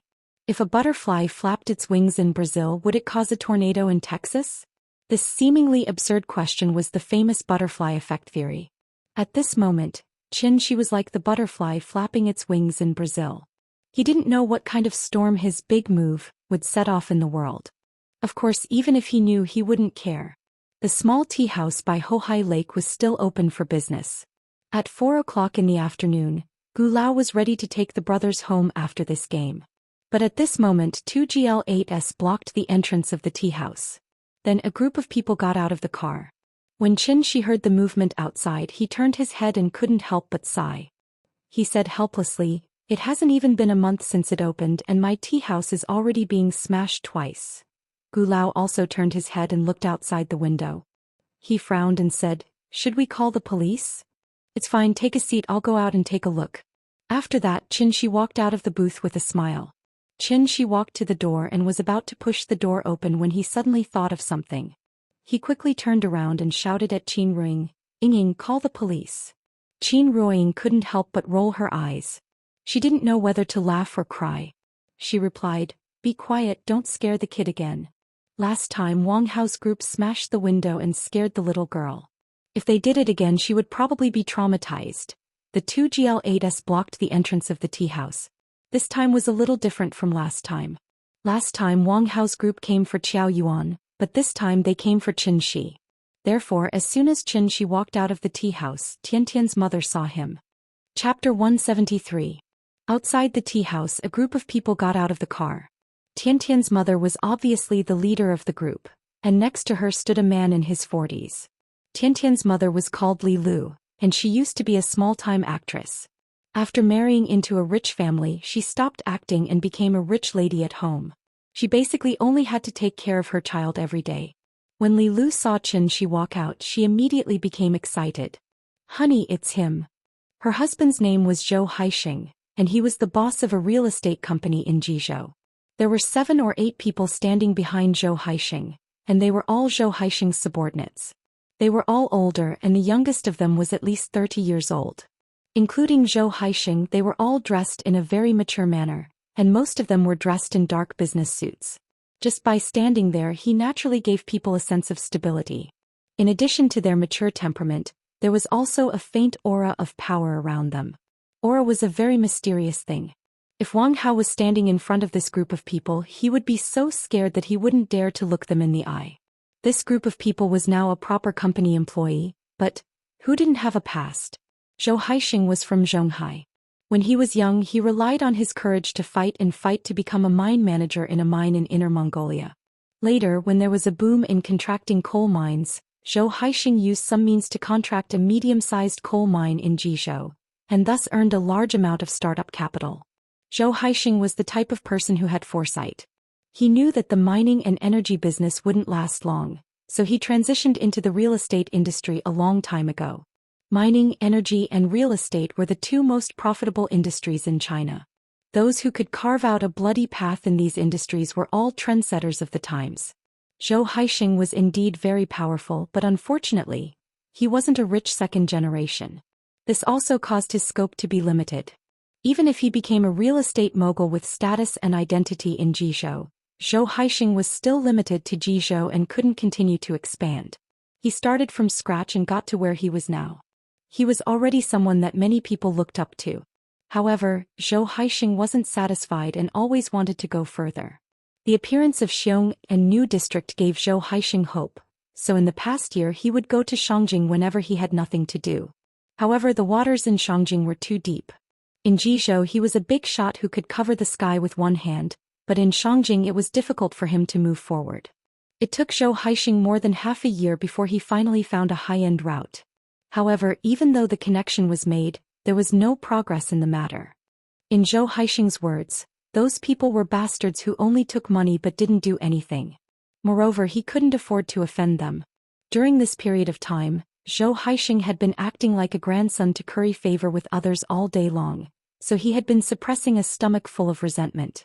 When he suddenly heard that his wife and child were being bullied, how could he sit still? So after receiving the call he immediately rushed over with his men. Before coming to the tea house, Li Lu had already told Zhou Xian the whole story with exaggerated details. At that time, Zhou Xian had exploded with anger. It was true that the waters in Shangjing were deep, but it wasn't to the extent that any Tom, Dick and Harry could jump in front of him. If a tiger didn't show its might, would they really think that it was a sick cat? Therefore, when he heard that Li Lu had identified the young man in front of him as the culprit who bullied her and her mother, Zhou Xian immediately frowned.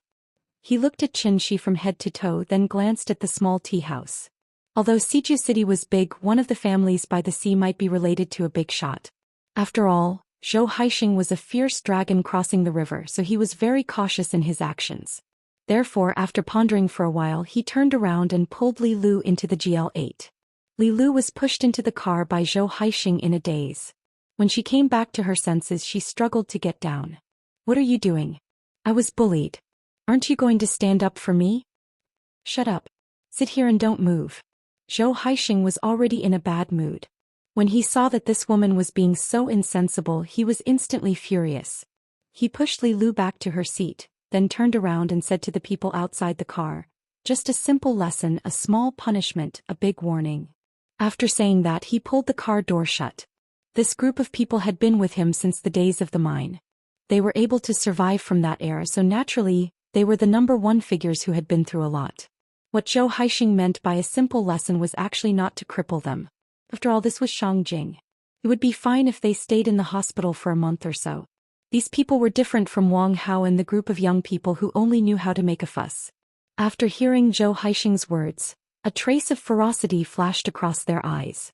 Without any pleasantries, the man standing closest to them directly rushed toward Xianxia. He wanted to grab Xianxia, but he did not expect that Xianxia would grab his wrist first. Xianxia glanced at him and then twisted his wrist. The man immediately let out a scream. His left hand was dislocated by Xianxia just like that. To be honest, compared to using violence, Xianxia preferred to reason with people. Unfortunately, they did not like to reason. However, since they chose to fight, Xianxia did not hold back. When the man next to him saw that his brother was at a disadvantage, he immediately took out a switchblade from his waist.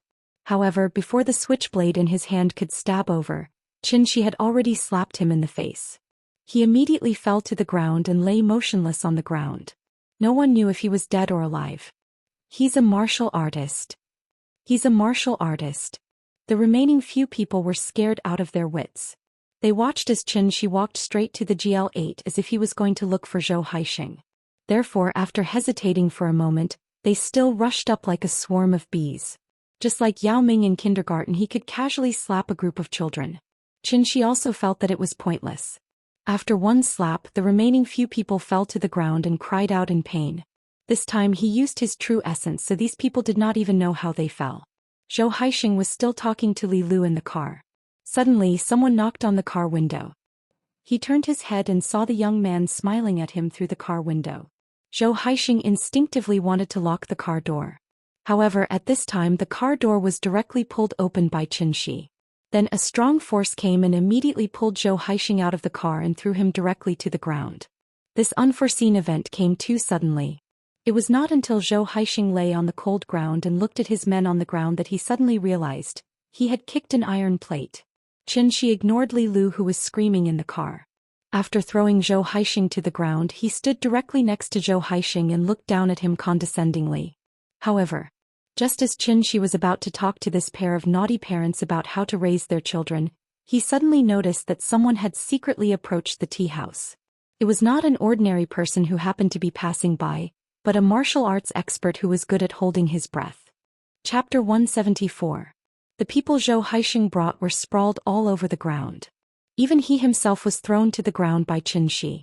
It took him a long time to regain his senses. From the time he got into the car to when Xianxia pulled him down, the time it took was less than 30 seconds. In less than 30 seconds, Zhou Xian already experienced the feeling of being on a roller coaster. Could this be fate? Was it destined that everything would go wrong in Xianxia?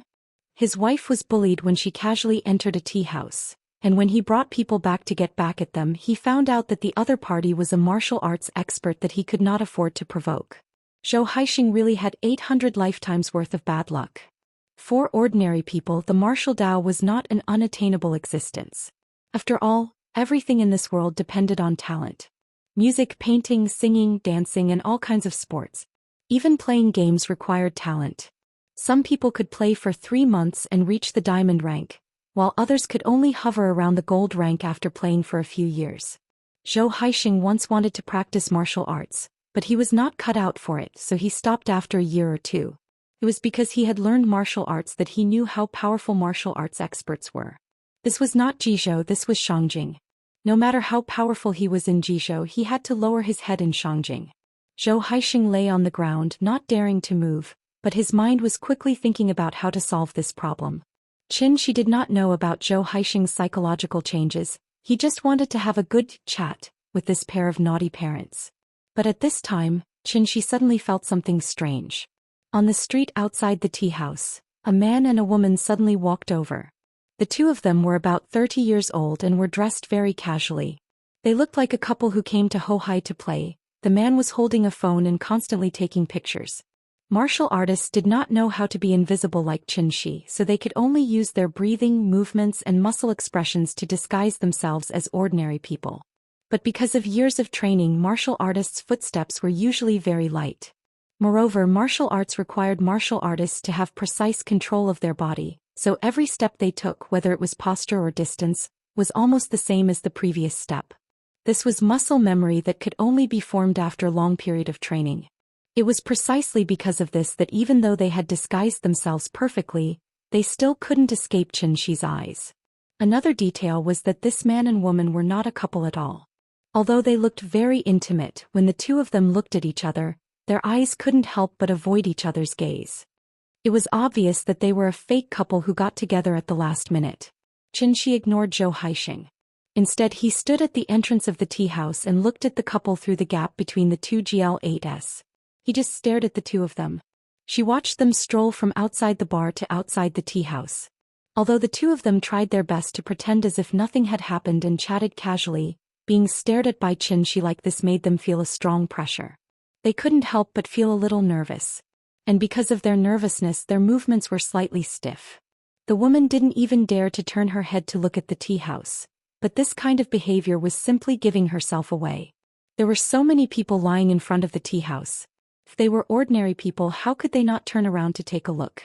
The two of them slowly walked in front of the tea house. But at this moment, Xianxia suddenly waved at the two of them and shouted, "You two, come here for a second." The woman was so scared that she almost jumped up on the spot. Seeing this, the man next to her put his arm around her and pulled her forward.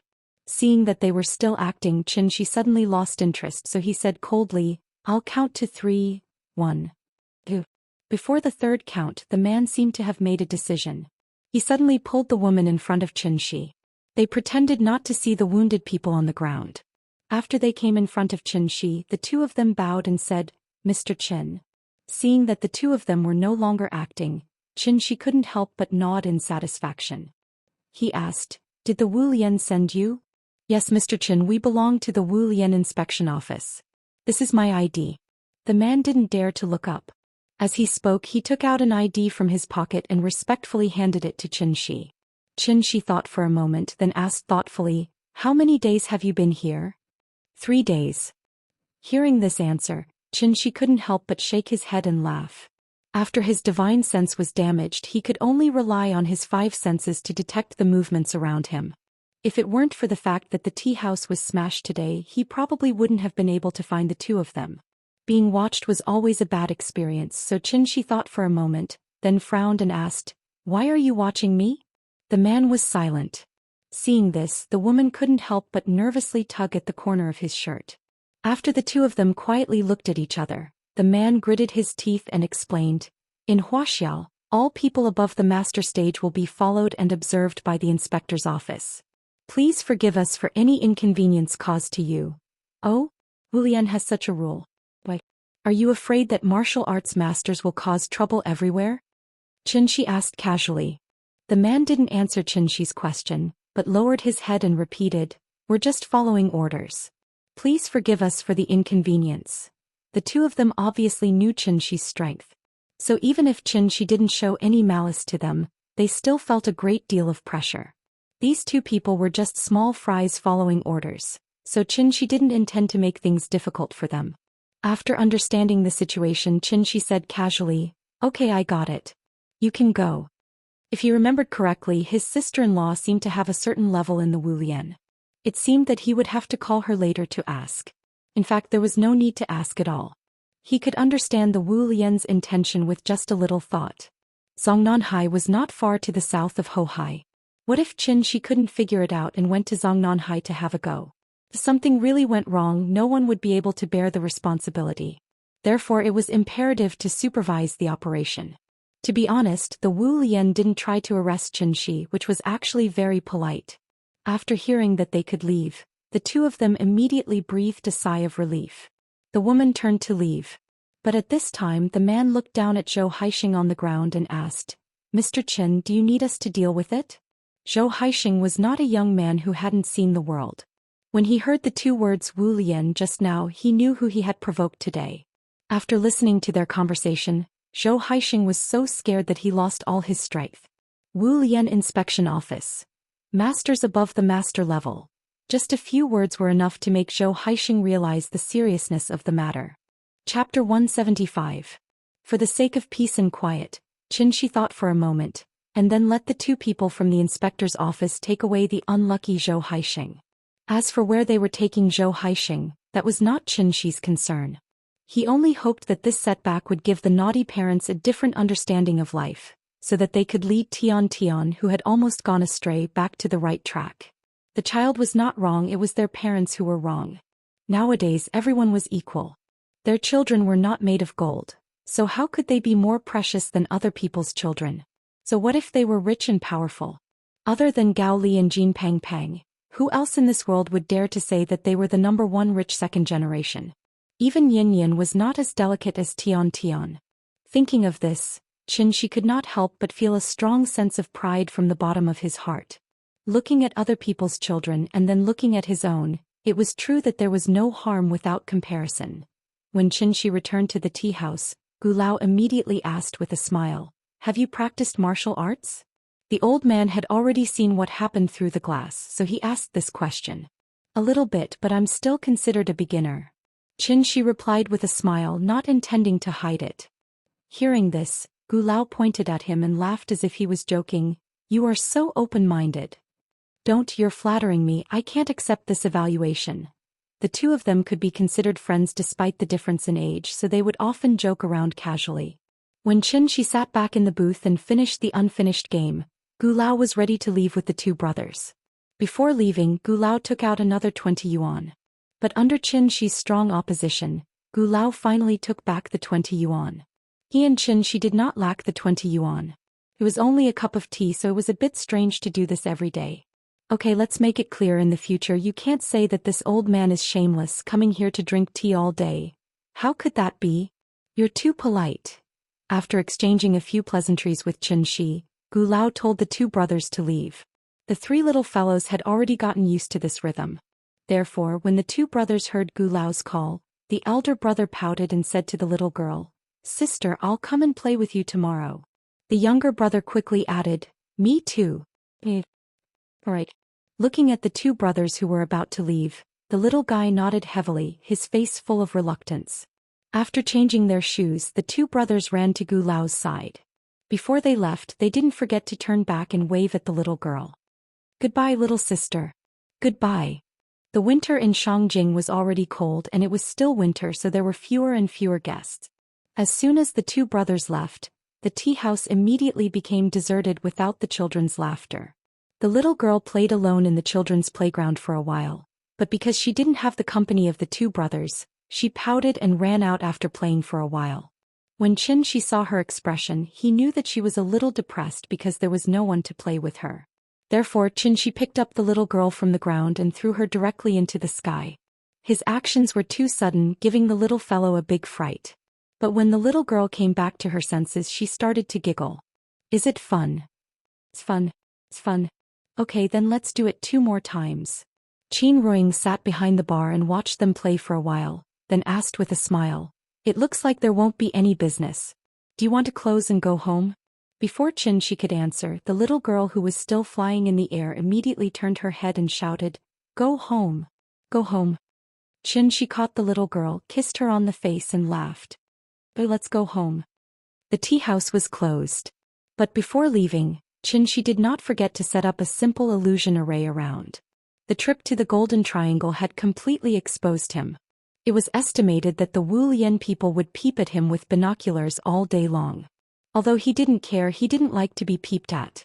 This incident also reminded Xianxia that no matter where he went in the future, he had to hold his breath. Life finally returned to peace. Fame and fortune in life, but after death, they could only turn into a handful of yellow soil. Knowing how to live and learning to enjoy the happiness flowing in the plain life was the true meaning of life. What was happiness? Happiness was when cats eat fish, dogs eat meat, and Ultraman beat up small monsters. It seemed to be a simple and easy truth, but few people could really understand the essence of it. Another 2 days passed. Qin Xueqing still didn't come back. No one knew what she was busy with during this time. On this day, it was a rare sunny day. The bright sun made people unable to look directly at it.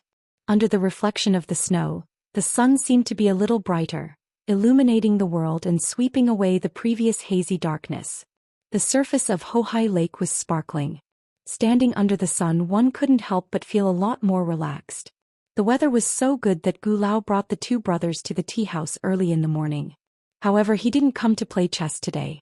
He had something to ask of Xianxia. Gu Lao went on a long trip today and would only come back tomorrow. At this time in the past, Gu Lao would either bring the two brothers or send them to their mother. Now that he knew Xianxia, he naturally didn't have to go through so much trouble. Because the two brothers had to stay with Xianxia for a night, Gu Lao offered to give Xianxia 200 yuan for living expenses, but Xianxia decisively refused. It was okay to foster children, but giving money would be looking down on him. After several rejections, Gu Lao didn't insist anymore. He simply said a few words to the two brothers and then left in a hurry. Grandpa was going to leave them for a day, but there was no disappointment on the faces of the two brothers. Instead, there was excitement. In this regard, they were completely different from the little guy. Perhaps this was also an advantage brought by twins. The brothers' independence was obviously much stronger than the little guy. If Aunt Zhang wanted to foster the little guy to someone else for a night, the little guy's eyes would probably be swollen from crying. Today's weather was good. The 3 little guys stayed in the children's playground for a while. The older brother proposed to have a snowball fight outside. The little guy had already built a snowman, but he had never had a snowball fight.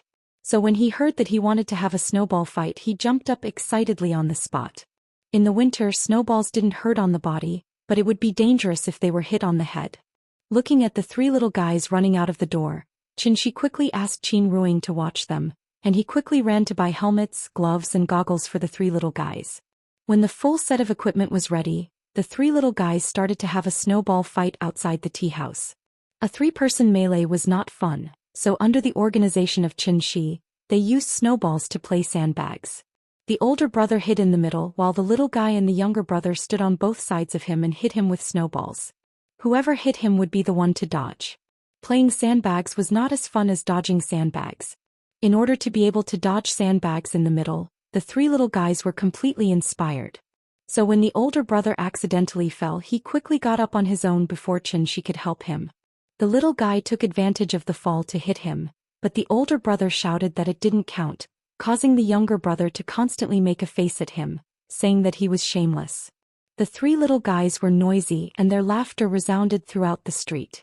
The couple leaned against the railing and leaned against the lakeside of Hohai Lake, quietly watching them play. The warm winter sun, the breeze of Hohai Lake. The greatest happiness in the world, in fact, was nothing more than this. Asterisk asterisk asterisk asterisk asterisk asterisk asterisk asterisk asterisk asterisk. Chapter 176. Today's weather was really good, causing the tea house to have a few tables of guests for the first time. Even though the sun was out, the temperature should only be 3 or 4 degrees. The three little guys had been jumping around the whole morning. They were already tired and sweating profusely and gasping for breath. Strenuous exercise in the winter was easy to get sick, so Xianxia took out 3 pills from Big Cat's snack tray and let each of them take one. Afterwards, Xianxia also brought out 3 rattan chairs for them. When the three little guys were tired, they sat in a row outside the tea house, basking in the sun while discussing what to do next. The two brothers also had a restless personality. After resting for a while, they proposed to go outside for a stroll. The little guy was now the little follower behind the two brothers' buttocks. Wherever the two brothers wanted to go, the little guy wanted to go. Whatever the two brothers wanted to play, the little guy wanted to play. They really didn't have any opinions. There was no other way. Xianxia couldn't persuade them, so after discussing with Qin Ruiying, he took the three little guys out. There was a big difference between summer and winter in Hohai. In summer, the lakeside willows were swaying, the lush greenery was overflowing, boating on the lake was very leisurely and contented. In winter, the bare branches, white snow as far as the eye could see, there was only a piece of desolation. Only in the middle of January, when Hohai froze, would this place become lively again. Now there was still some time before Hohai froze. The skating rink was not open, and Xianxia didn't allow them to go near the lake, so after the three little guys circled around Hohai, they suddenly lost interest and kept clamoring to go back to play marbles. In the process of leading the three little guys back, Xianxia went to the nearby store to buy 3 yo-yos for them. He simply showed them a few moves which immediately made the two brothers widen their eyes. Yo-yos were imported from overseas, so some of the names of the moves would become very Chinibu after being translated. For example, the names of moves such as Force Whirlwind, Atomic Flame, Lightning Strike, and so on were simply too embarrassing. However, the two brothers seemed to think that it was very cool. After hearing Xianxia introduce this move as Force Whirlwind, the two of them became even crazier. They kept throwing the yo-yos in their hands, and at the same time they did not forget to shout, "Watch out! Force Whirlwind! Force Whirlwind! Bayu Bayu Bayu! Watch my Lightning Strike! Take this!" The two brothers started fighting with their yo-yos. When the two ropes collided with each other, they immediately formed a dead knot, and it took them a lot of effort to finally untie it. Perhaps it was the difference between boys and girls. The little guy wasn't interested in the strange names of the moves. Instead, he was interested in how Xianxia retrieved the yo-yo. "Papa, teach me." The little guy handed the yo-yo to Xianxia and looked up at him expectantly. Xianxia took the yo-yo and picked it up with one hand. Then he walked towards the tea house and gave her a demonstration. "Come on, look, release it, take it back, be gentle. When the rope is tight, you lift it up. How is it? Have you learned it?" The little guy excitedly took the yo-yo from Xianxia's hands, and then did as he was told. He gently threw the yo-yo down, and when the rope tightened, he suddenly pulled it up, and the yo-yo was immediately wrapped in the rope and brought back. "I've learned it. I've learned it." The little guy excitedly put his arms around Xianxia's neck and giggled. Xianxia took the opportunity to kiss the little guy on the cheek, which made the little guy laugh even more. When Xianxia returned to the tea house with the three little guys, it was already past noon, so he ordered a few dishes in the restaurant next door and prepared to let the children eat. Xianxia moved the rattan chair back to the tea house and was ready to let the three little guys play inside, but the tea house welcomed another regular customer. Qiao Yuan. After not seeing her for a long time, Qiao Yuan finally dressed normally today. A down jacket and a pair of jeans, simple, seemed to be more suitable for her age. She was as pure as the spring moon, and as bright as a lotus flower. Qiao Yuan didn't come alone today. There was a middle-aged man about 50 years old standing next to her. The man was thin and tall, wearing a pair of glasses and a suit that didn't fit well. He always inadvertently gave people the feeling of an old pedant. He was obviously an intellectual. Xianxia was busy moving the rattan chair back to the tea house. After looking back at Qiao Yuan, he smiled and said hello to her. Long time no see. Boss, let me help you. Qiao Yuan saw Qianxi's movements, so she quickly ran to his side and helped him move the last rattan chair. Qianxi didn't refuse. After Qiao Yuan helped him move the last rattan chair into the tea house, he walked out of the tea house with Qiao Yuan again, and then asked with a smile, "This is my father." Qiao Yuan replied a little embarrassedly, then stood to the side. At this time, Father Qiao went directly in front of Qianxi, and after bowing to him solemnly, he said excitedly, "Thank you, boss. Thank you for saving my life." Qianxi was a little embarrassed by his enthusiastic attitude, so he quickly smiled and said, "You don't have to be like this. You're too polite. It was just a small matter." No. It was just a small matter to you, but to me it was a life-saving grace. The ancients say that a drop of water should be repaid with a gushing spring, let alone a life-saving grace. After saying that, Father Qiao bowed to Qianxi again. Qianxi was really not used to dealing with old pedants like this. After helping Father Qiao up, he quickly said, "It's cold outside. Come in and sit." Seeing this, Qiao Yuan quickly mediated and said, "Dad, let's go in and talk." The father and daughter of the Qiao family came specially to thank Qianxi. Wuxia's medical field divided chronic kidney failure into 4 stages: renal compensation stage, renal decompensation stage, renal failure stage, preuremia, and uremia stage. The medical field of the United States divided chronic kidney failure into 5 stages. The so-called uremia stage was the 5th stage of chronic kidney failure, and it was also the final stage. The important indicator of kidney failure was the creatinine value. 133 was the first stage, 186 was the second stage, 451 was the third stage, and more than 707 meant that one had entered the 4th stage, which was the uremia stage. The higher the creatinine, the more toxins in the body and the greater the damage to the kidney.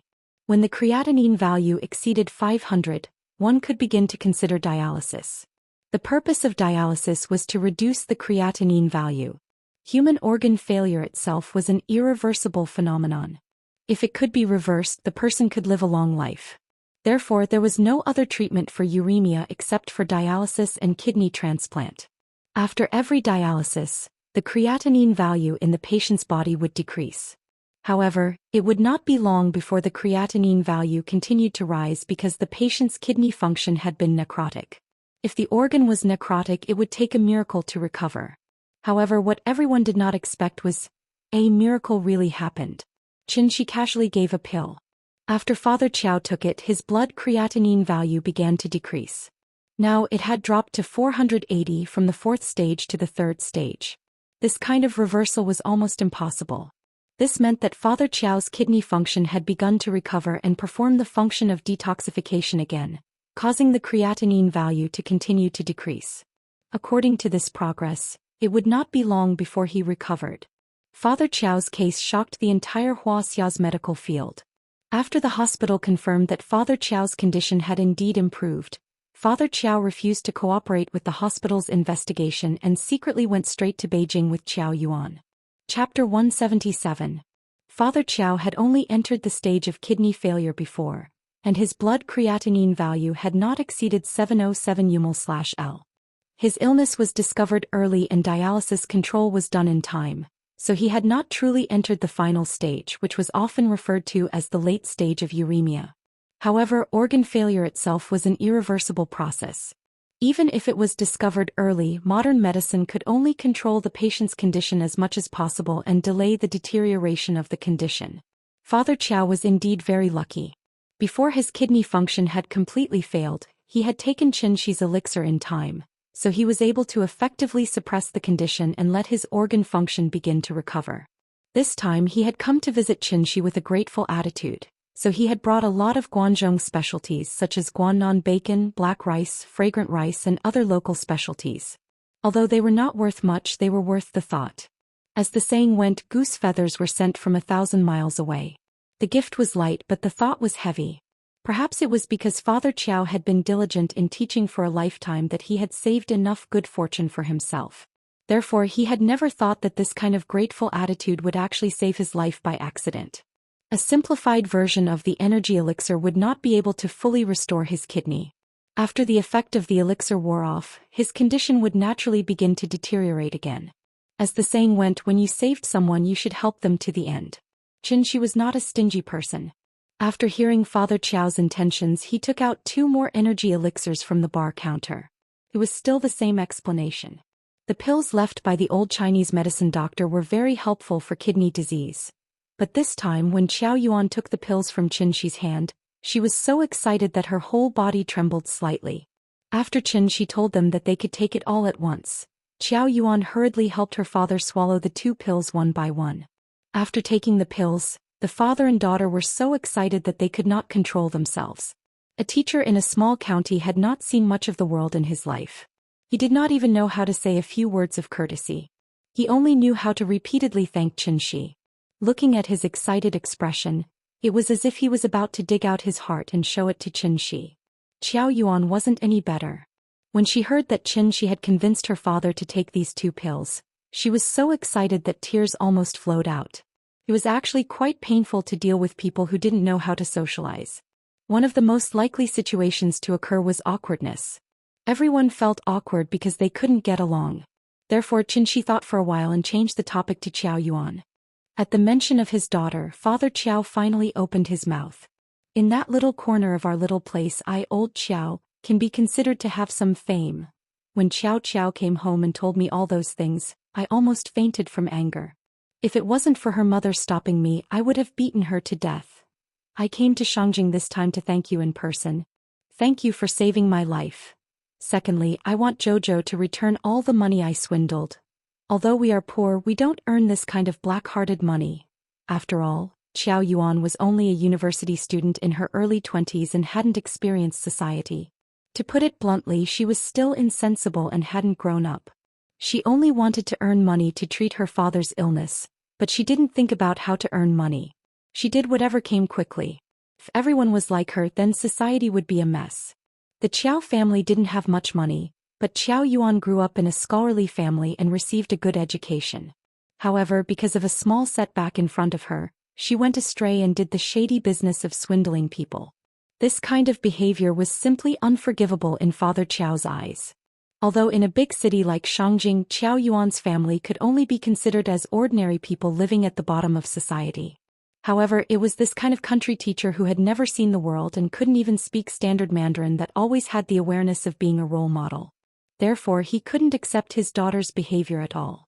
Father Qiao punished Qiao Yuan by kneeling for an entire night and then asked Qiao Yuan to return all the money to others.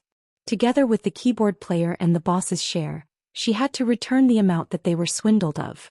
The last deal was with Wang Hao's brother. The money had already been returned, but before that Qiao Yuan had already earned 12,000 yuan. In other words, she had to pay back an additional 18,000 yuan when she returned it.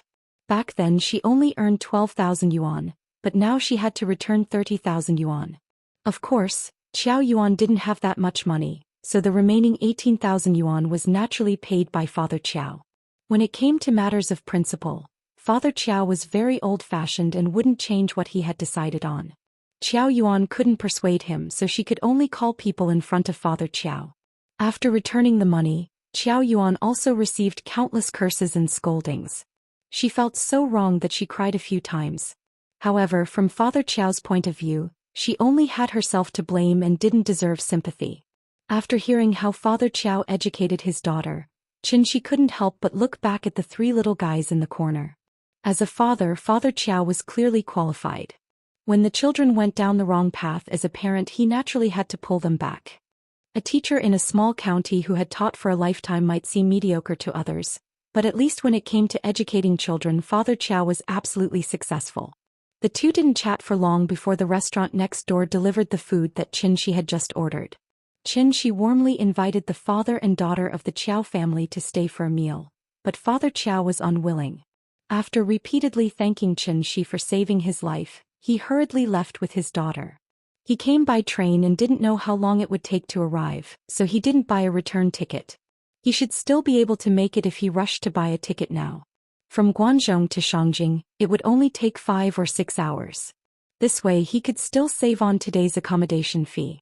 The father and daughter of the Qiao family came in a hurry and left in a hurry. However, Father Qiao's appearance brought a lot of inspiration to Xianxia. From this, It could be seen that educating children was a long and arduous task. As a parent, it wasn't enough to just raise a child. The tea house continued to operate. The winter sun was very short. Before 4 o'clock, it was gloomy outside again. The three little guys were tired from playing today, so they seemed a little listless all afternoon. Drowsiness was contagious. After the little guy fell asleep on the climbing mat, the two brothers also lay down next to her and fell asleep. It wasn't until they were about to close that Qin Ruiying woke them up. The two brothers first rubbed their eyes. When they heard Qin Ruiying say that she was going to take them home, they nodded in a daze. Grandpa said that they had to listen to their uncle and aunt today. But it wasn't until Xianxia picked up the little guy and Qin Ruiying led them out of the tea house that the two brothers finally came back to their senses. Chapter 178. At 4 o'clock in the afternoon, the family of three brought their two followers back to the Sihiyuan. Most of the local residents in Hohai lived in the Sihiyuan.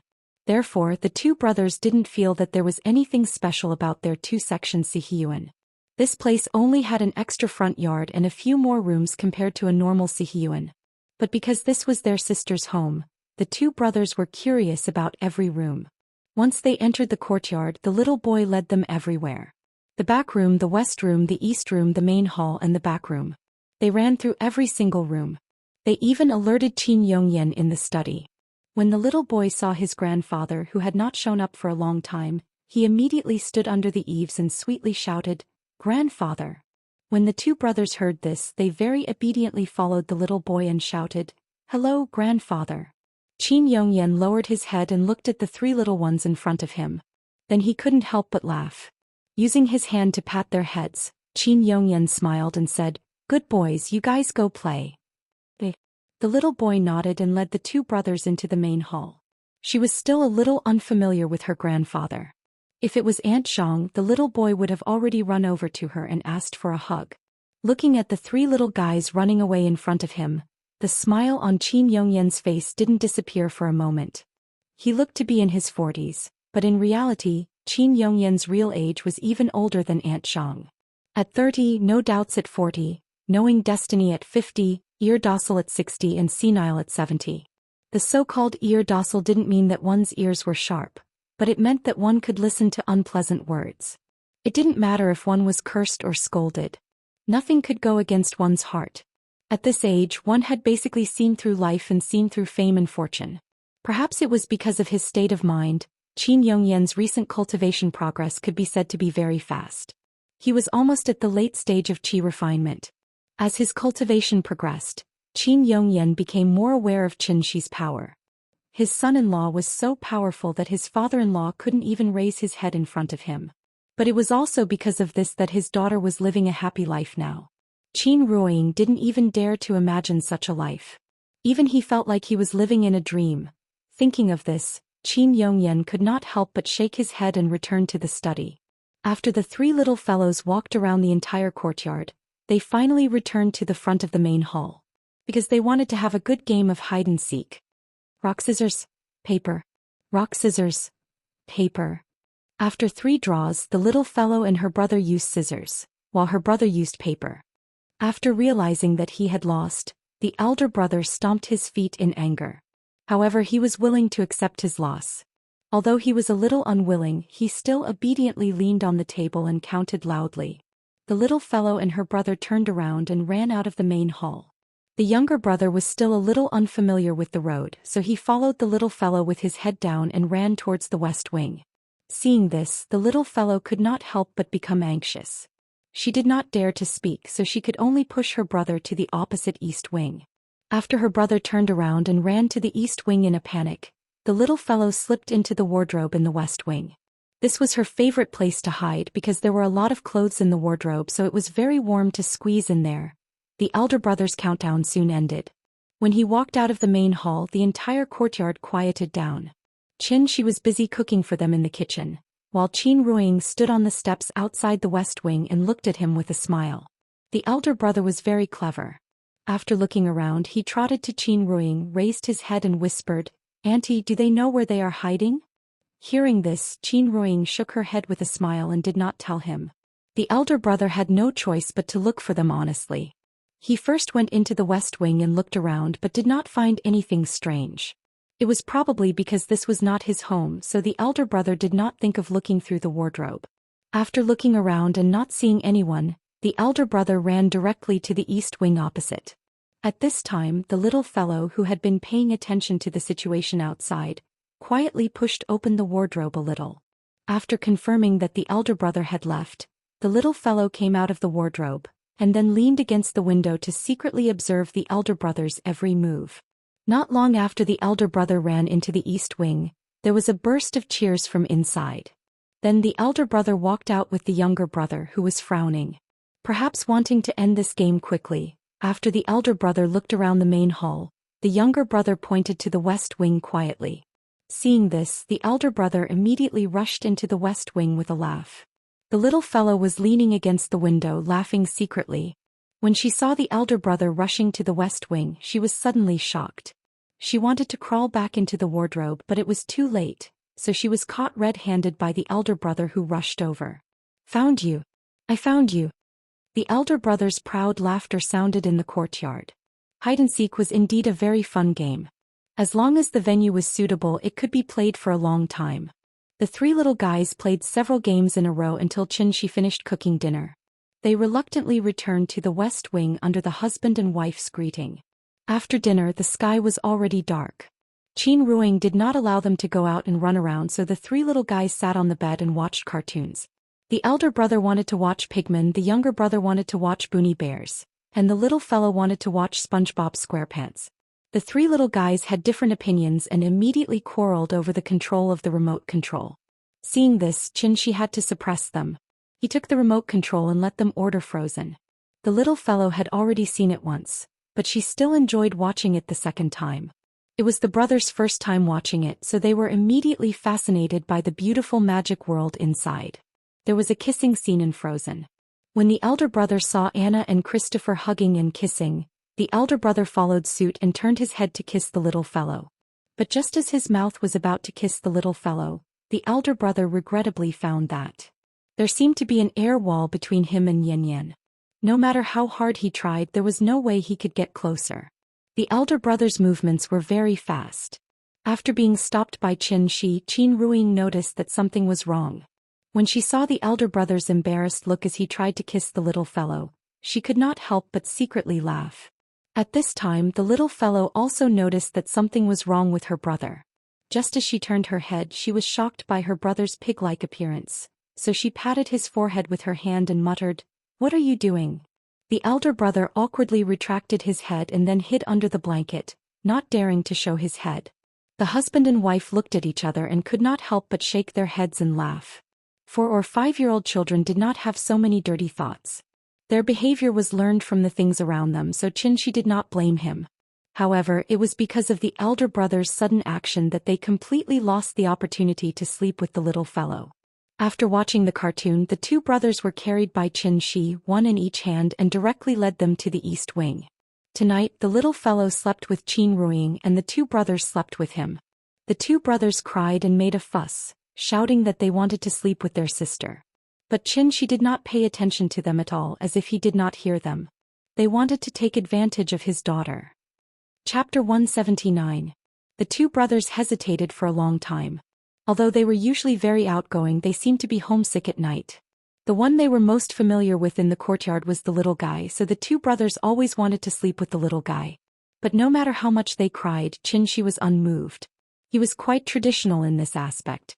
Because Xianxia was a girl, Xianxia always felt that his daughter would be at a disadvantage if she stayed with a boy. Plus, his brother almost took advantage of the little guy just now, which made Xianxia even more certain that girls were at a disadvantage. He was already very polite that he didn't chase the two brothers out of the courtyard. Although the two brothers were still young, 3 to 6 years old was the sensitive period for a child to construct a psychological gender. As a parent, it was natural to teach the child that there was a difference between men and women. Parents gave the child the correct guidance, and as the child grew up, they would gradually form a comprehensive understanding of men and women's clothing, behavior, and personality traits, and gradually form their own psychological gender. As for those parents who raised the boy as a girl and the girl as a boy, in fact he really should go see Farewell My Concubine, because Qingde was an excellent example. This was called transsexualism in the medical field, which was also called gender identity disorder. There were both congenital and acquired factors. If it was congenital, then it was fine, but if it was acquired by the parents, then it could be called a tragedy. Xianxia had already made up his mind. One day he would have to properly educate the three little guys and let them understand the difference between men and women. The east room was Qin Xueqing's room. Although she hadn't been home for many days, there was still a faint fragrance in the room. The bed was very comfortable to sleep on, but the two brothers tossed and turned for a long time. Xianxia was not Gu Lao after all, nor was he the brother's father. So after a while, seeing that Xianxia still refused to agree, they could only obediently lie on the bed with pouted lips. The two brothers were also tired today, so it didn't take long for them to fall into a deep sleep. After they fell asleep, Xianxia cast 2 meditation incantations on the two brothers, and then quietly walked out of the east room. It was the wee hours of the morning and there was no moon tonight. It was so dark in the courtyard that one couldn't even see their own fingers. The temperature in the middle of the night was very low. The bone-piercing cold wind kept blowing, bringing with it some light snow that drifted into the courtyard. There was a slight fluctuation of spiritual aura in the west wing and the main room. That was because Qin Ruiying and Qin Yongyan were both cultivating diligently. Qin Ruiying had to take care of the child during the day so she could squeeze out some time to cultivate at night. In addition, her cultivation was not high and she had to sleep for at least 4 hours every day, so the progress of her cultivation was very slow. Compared to Qin Ruiying, Xianxia's cultivation progress could be said to be advancing by leaps and bounds. He would leave every night and head to Spirit Mountain to cultivate. The terrain there was remote and it could be considered the place with the densest spirit qi within a radius of 1,000 miles. In this place, Xianxia could fully refine the spiritual energy of heaven and earth. Based on his current accumulation of quintessential essence, it was actually comparable to the early stage of yuanying. Although there was still a long way to go before he reached the soul formation stage, at least Xianxia would not need to burn his essence blood when facing an expert at the level of a divine general. Quintessential essence was the foundation of all cultivators. No one would joke around with their lives, including Xianxia.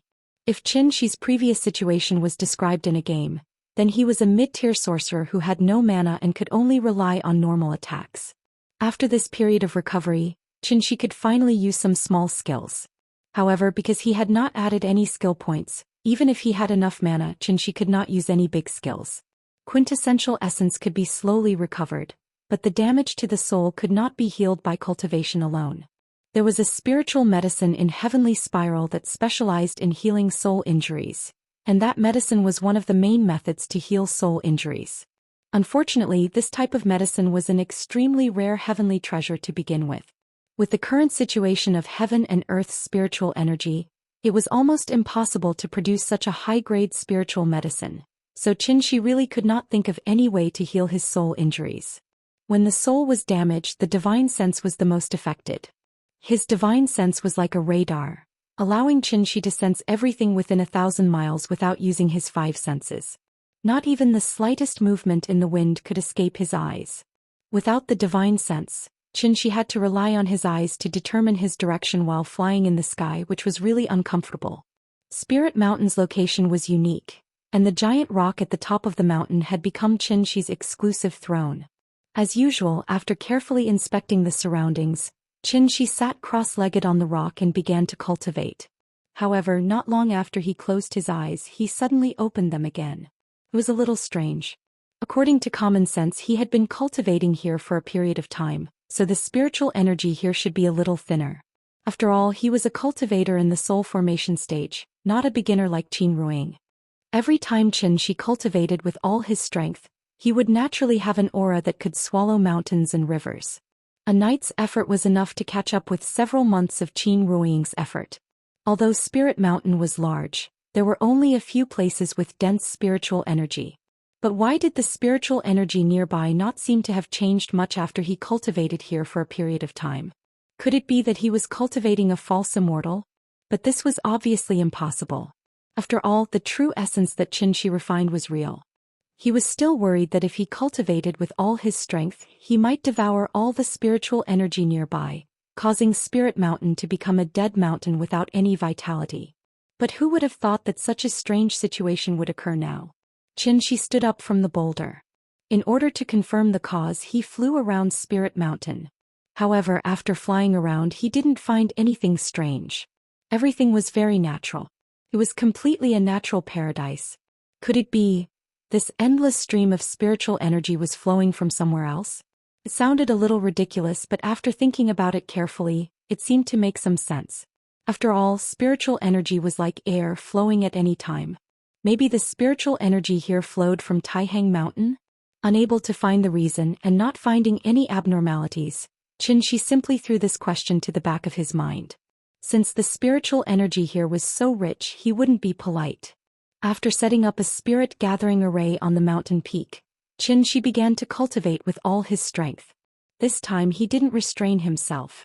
He opened his stomach and swallowed like a taote. In an instant the wind and clouds surged.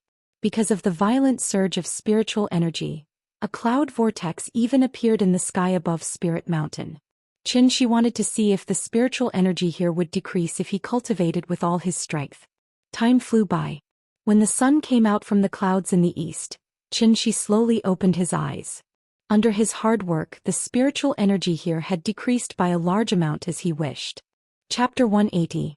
Perhaps because of the home field advantage, the two brothers completely became the little guy's followers.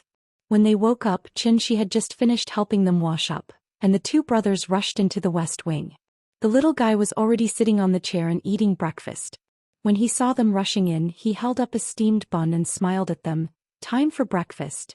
Children don't know what is polite, so they rushed over as soon as they entered the door.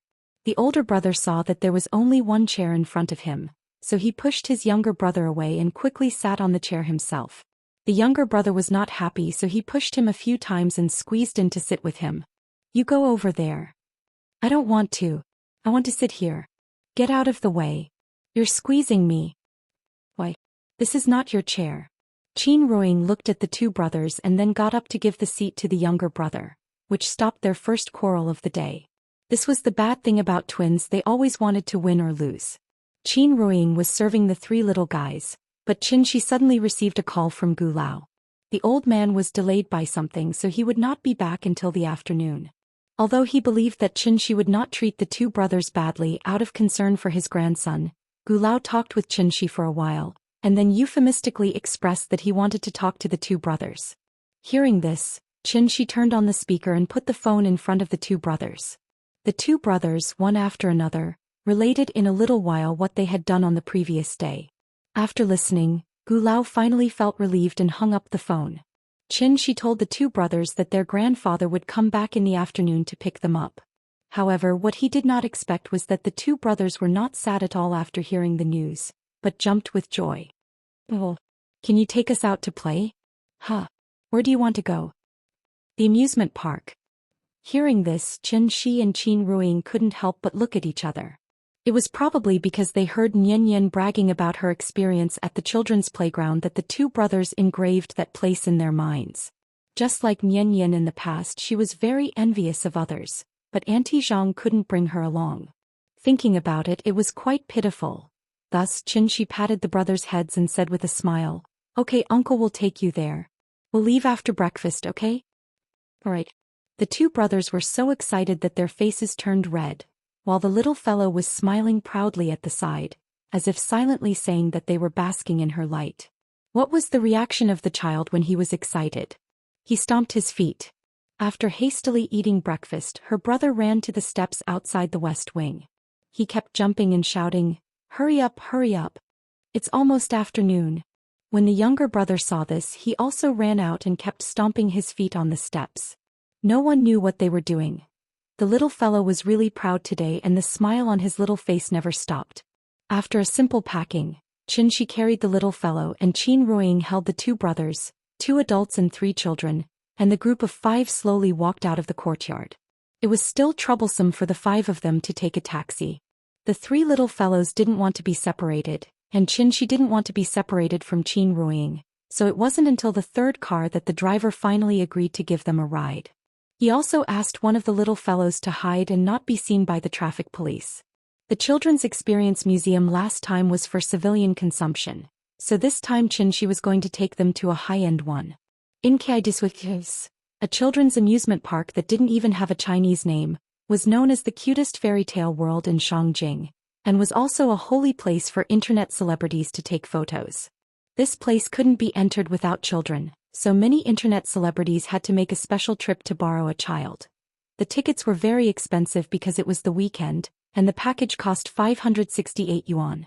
It was limited to one adult and one child, and they could only play for 2 hours. This place was not as big as the Children's Experience Museum last time, but the decoration was extremely exquisite. After putting on anti-skid socks and walking in, they were greeted by a giant teddy bear about 3 meters tall. The three little fellows had never seen such a big teddy bear in their lives, so they were shocked on the spot. The teddy bear sat on the ground and both of its legs were about 1 meter tall. The little fellow stood next to it and wanted to climb onto the big bear's legs, but she couldn't climb up. Seeing this, the older brother immediately came to her side. Then, like a little eunuch welcoming a princess on a horse, he bent his back and knelt on the ground, then said loudly, "Sister, you're stepping on my back. I'll carry you up." Hearing this, the little fellow didn't hesitate at all. She stepped on his back and climbed up. Seeing that she was struggling to climb, the younger brother stood below and pushed the little fellows but hard. Xianxia stood aside and watched, speechless. Qin Ruoying saw his expression and knew that he felt that his daughter was at a disadvantage again, so she couldn't help but complain, "They're still children. Why do you have so many dirty thoughts?" "Oh, okay, I'm dirty."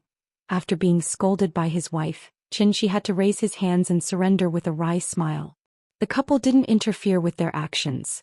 After the little fellow climbed up, the younger brother also wanted to step on the older brother's back and climb up.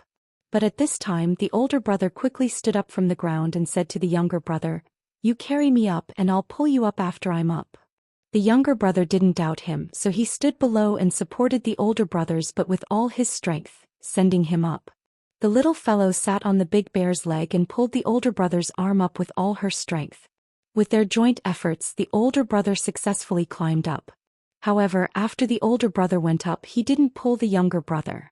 After making a face at the younger brother, he laughed proudly and said, "Come up by yourself." With that, the older brother jumped onto the other leg of the big bear. The younger brother stood below and looked at the little fellow and the older brother on the big bear's leg with a confused expression. He tried to climb up by himself, but the big bear's leg was higher than him, so it was impossible for him to climb up. "I'll pull you up."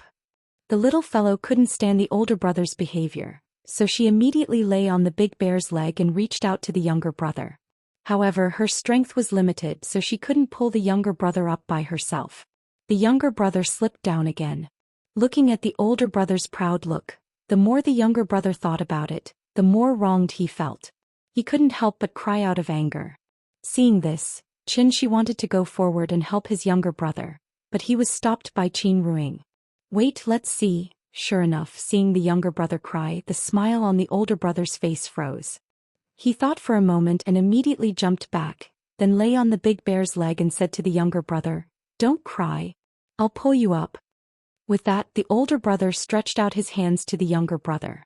The little fellow also stretched out her hands again. The younger brother wiped his tears, glanced at the older brother, and then stretched out his hands very aggrievedly.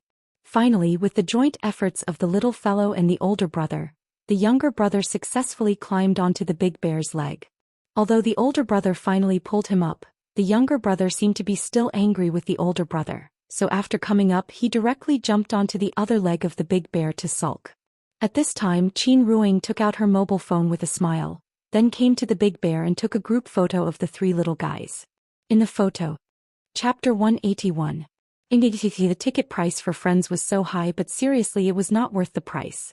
Especially for people like Xianxia who could only take a few photos all year round, this place was not as entertaining as the Children's Experience Center that he took the little guy to last time. There were only a few main amusement facilities here. Brown Bear's rock climbing wall, Coney Rabbit's spider tower, Edward's slide, Leo the Frog's trampoline, steamed Bun Man's skynet, as well as a pink ocean pool and some scattered small toys. The biggest selling point was not the children's entertainment facilities at all, but the decoration design style. The background was white, giving people a clean and bright feeling, and there were giant dolls everywhere. Once people walked in, they would feel like they were in a fantasy world. Therefore, it became a selfie mecca for online celebrities to show off their love. The designer probably targeted the parents, not the children themselves. That was why it was so popular. Of course, this did not mean that this place was useless. After all, these entertainment facilities were still very attractive to children. The children's paradise was divided into 2 levels. The upper level was a hollow climbing net with a rotating slide in the middle. Perhaps because there were so many people, the voices of the 3 little guys were particularly loud, attracting a lot of attention as soon as they came in. The weekend ticket was 200 yuan more expensive than the weekday ticket, so there were fewer people. The 3 little guys walked into the children's paradise. As soon as they saw the climbing net leading to the 2nd floor, the older brother immediately shouted, "I want the slide." His words were like a spark thrown into a barrel of explosives, instantly igniting the little guy and the younger brother. The 3 little fellows rushed towards the climbing net almost as if they were trying to outdo each other. They had to compete to see who could climb faster, and who fell behind was a puppy. The parents could only wait below, so the couple sat by the ocean pool and quietly watched the 3 little guys play. There were many people who came here to take photos, and there was even an internet celebrity lying in the ocean pool and doing a live broadcast. Perhaps affected by the surrounding atmosphere, Xianxia asked Qin Ruoying to take out her mobile phone. The 2 of them also planned to join in the fun and take a selfie. Just as the 2 of them leaned together to take selfies with their mobile phones, a little girl holding a DSLR carefully approached them. "Hello, I'm a student from Peking University's photography department. Can I take a picture for you?" The little girl's name was Sun Yuan. Her name was round, but she was actually a skinny little girl who was less than 1.6 meters tall. In terms of age, she was about the same age as Qiao Yuan, so she seemed a little shy. After saying this to Qin Ruoying, Sun Yuan held the SLR camera and stood in front of the couple with a nervous expression. Qin Ruoying glanced at her and did not answer immediately. Instead, she turned to look at Xianxia. After the couple communicated silently, Xianxia nodded with a smile and said, "Then I'll have to trouble you." "Thank you." Hearing Xianxia's reply, Sun Yuan couldn't help but nod excitedly, then took a few steps back with the camera. Xianxia didn't know much about photography. He thought that professionals like them would have a lot to pay attention to, so he asked politely, "What do you want us to do? Do you want us to pose in any way?" "It's natural to shoot portraits. You can be more casual, just like when you took the selfie just now." Sun Yuan knelt on the ground with one knee, holding the lens with one hand and the camera with the other. She was clearly in the zone, so her speech was much clearer and more fluent than before. "That's all." Yes, that's all. You can be more casual and do whatever you want." The couple sat side by the ocean pool. Qin Ruoying thought for a while, then gently leaned her head on Xianxia's shoulder, and Xianxia naturally held her hand. They didn't look at the camera but stared at each other, and in less than a second they were in the zone. It was a common look between lovers. Seeing this, Sun Yuan was excited on the spot. Click, click, click. After pressing the shutter several times, she stood up again with the camera. Sun Yuan looked at the photos and her face was full of excitement. Judging from her expression, she seemed to be very satisfied with these photos. "Take a look. Are you satisfied?" The photo rights belonged to the couple, so she immediately took the camera and handed it to them. "It's okay, I like it." Qin Ruoying smiled and nodded. Hearing this, Sun Yuan couldn't help but clench her fists in excitement. She said excitedly, "Can I add you on WeChat? I'll send the photos to you after I export them." Qin Ruoying didn't have WeChat, so Xianxia said with a smile, "Add me." After exchanging WeChat with Xianxia, Sun Yuan didn't leave, but kept looking at the photos with the camera. The more she looked at the photos, the more she liked them. Sun Yuan held the camera for a long time. After seeing that the couple didn't leave, she carefully leaned over and asked with a complicated expression, "I think this photo is very good. There's a photography competition next year. Can I take it to participate?" "Participate?" Hearing this, Xianxia suddenly frowned. When Sun Yuan saw his expression, she immediately waved her hand and said anxiously, "It's okay if you can't, I'll take it back and keep it. I promise I won't show it to anyone. I promise." Some people didn't like their photos to be circulated outside, so the little girl was afraid of causing Xianxia's disgust. If Xianxia asked her to delete the photos, it would be a tragedy. Qin Ruoying saw the little girl's timid look, so she smiled and said, I'm fine with it. Then she turned her head and looked at Xianxia. When Xianxia made eye contact with her, he suddenly shook his head and laughed. Since his wife said so, what else could he not do? It wasn't that he was ashamed, he just didn't want his photos to be circulated around. Since he was going to participate in a photography competition, a lot of people would definitely see the photos of him and his wife. When Xianxia thought about how people would judge the photos of him and his wife, he always felt a little strange. However, since Qin Ruoying agreed, he obviously wouldn't refuse, so he nodded and smiled. No problem. Thank you. Thank you. The little girl thanked the couple profusely. After saying goodbye to them, she ran away like a thief who had stolen some treasure. The so-called portrait photography was to take the most inadvertently moving picture of you. Just like Xiao Quan, a simple black and white photo was enough to amaze time. People who looked at the photo 20 years later couldn't help but palpitate. Sun Yuanyuan knew that she had taken a good photo. Chapter 182. The three little guys had a lot of fun today. Although it was only 2 hours because it was full of large-scale entertainment facilities, it was very tiring to play. So before the time limit was up, they were already tired and lying in the ocean pool to rest. When they left, they were still a little reluctant. After she bought each of them a brown bear school bag, the three little guys were so happy that they started to smile like flowers blooming. After the new year, the winter vacation was almost over and Yan Yan should be sent to kindergarten. He just didn't know if she would be willing to go by then. The two brothers also made a profit today, not to mention that they came to such a high-end children's amusement park for nothing. She also took them to the mall and bought new clothes for the little guys and several sets for them. Free food, free accommodation, free play, and before leaving he let them carry big and small bags back home. In the eyes of children, such an elder was simply an angel. By the time the couple left the mall with the children, it was already 3:30 in the afternoon. Because they carried too many things this time, no driver was willing to take the risk of being caught by the traffic police to give them a ride. There was no other way. Qin Ruoying took the three little guys to leave by taxi, and Xianxia then took another taxi alone. Having said that, they really should buy a car, otherwise it would be really inconvenient to move around in the city. And after buying a car, the couple could take the little guy to the suburbs at any time in the future. That simple life, thinking about it, felt good. Not long after the couple returned to the tea house, Gu Lao hurried over. It would be a lie to say that he was not worried after not seeing his two grandchildren for a day. Now there is a saying called skipping a generation, which is the so-called enjoying the grandsons. Elders were closer to their grandchildren than to their children. Gu Lao was a widowed retired old man, and usually only the two brothers could relieve his inner loneliness and loneliness. As soon as the two brothers saw that their grandfather came back, they proudly took out the clothes and toys that Xianxia bought for them. Seeing this, Gu Lao immediately frowned.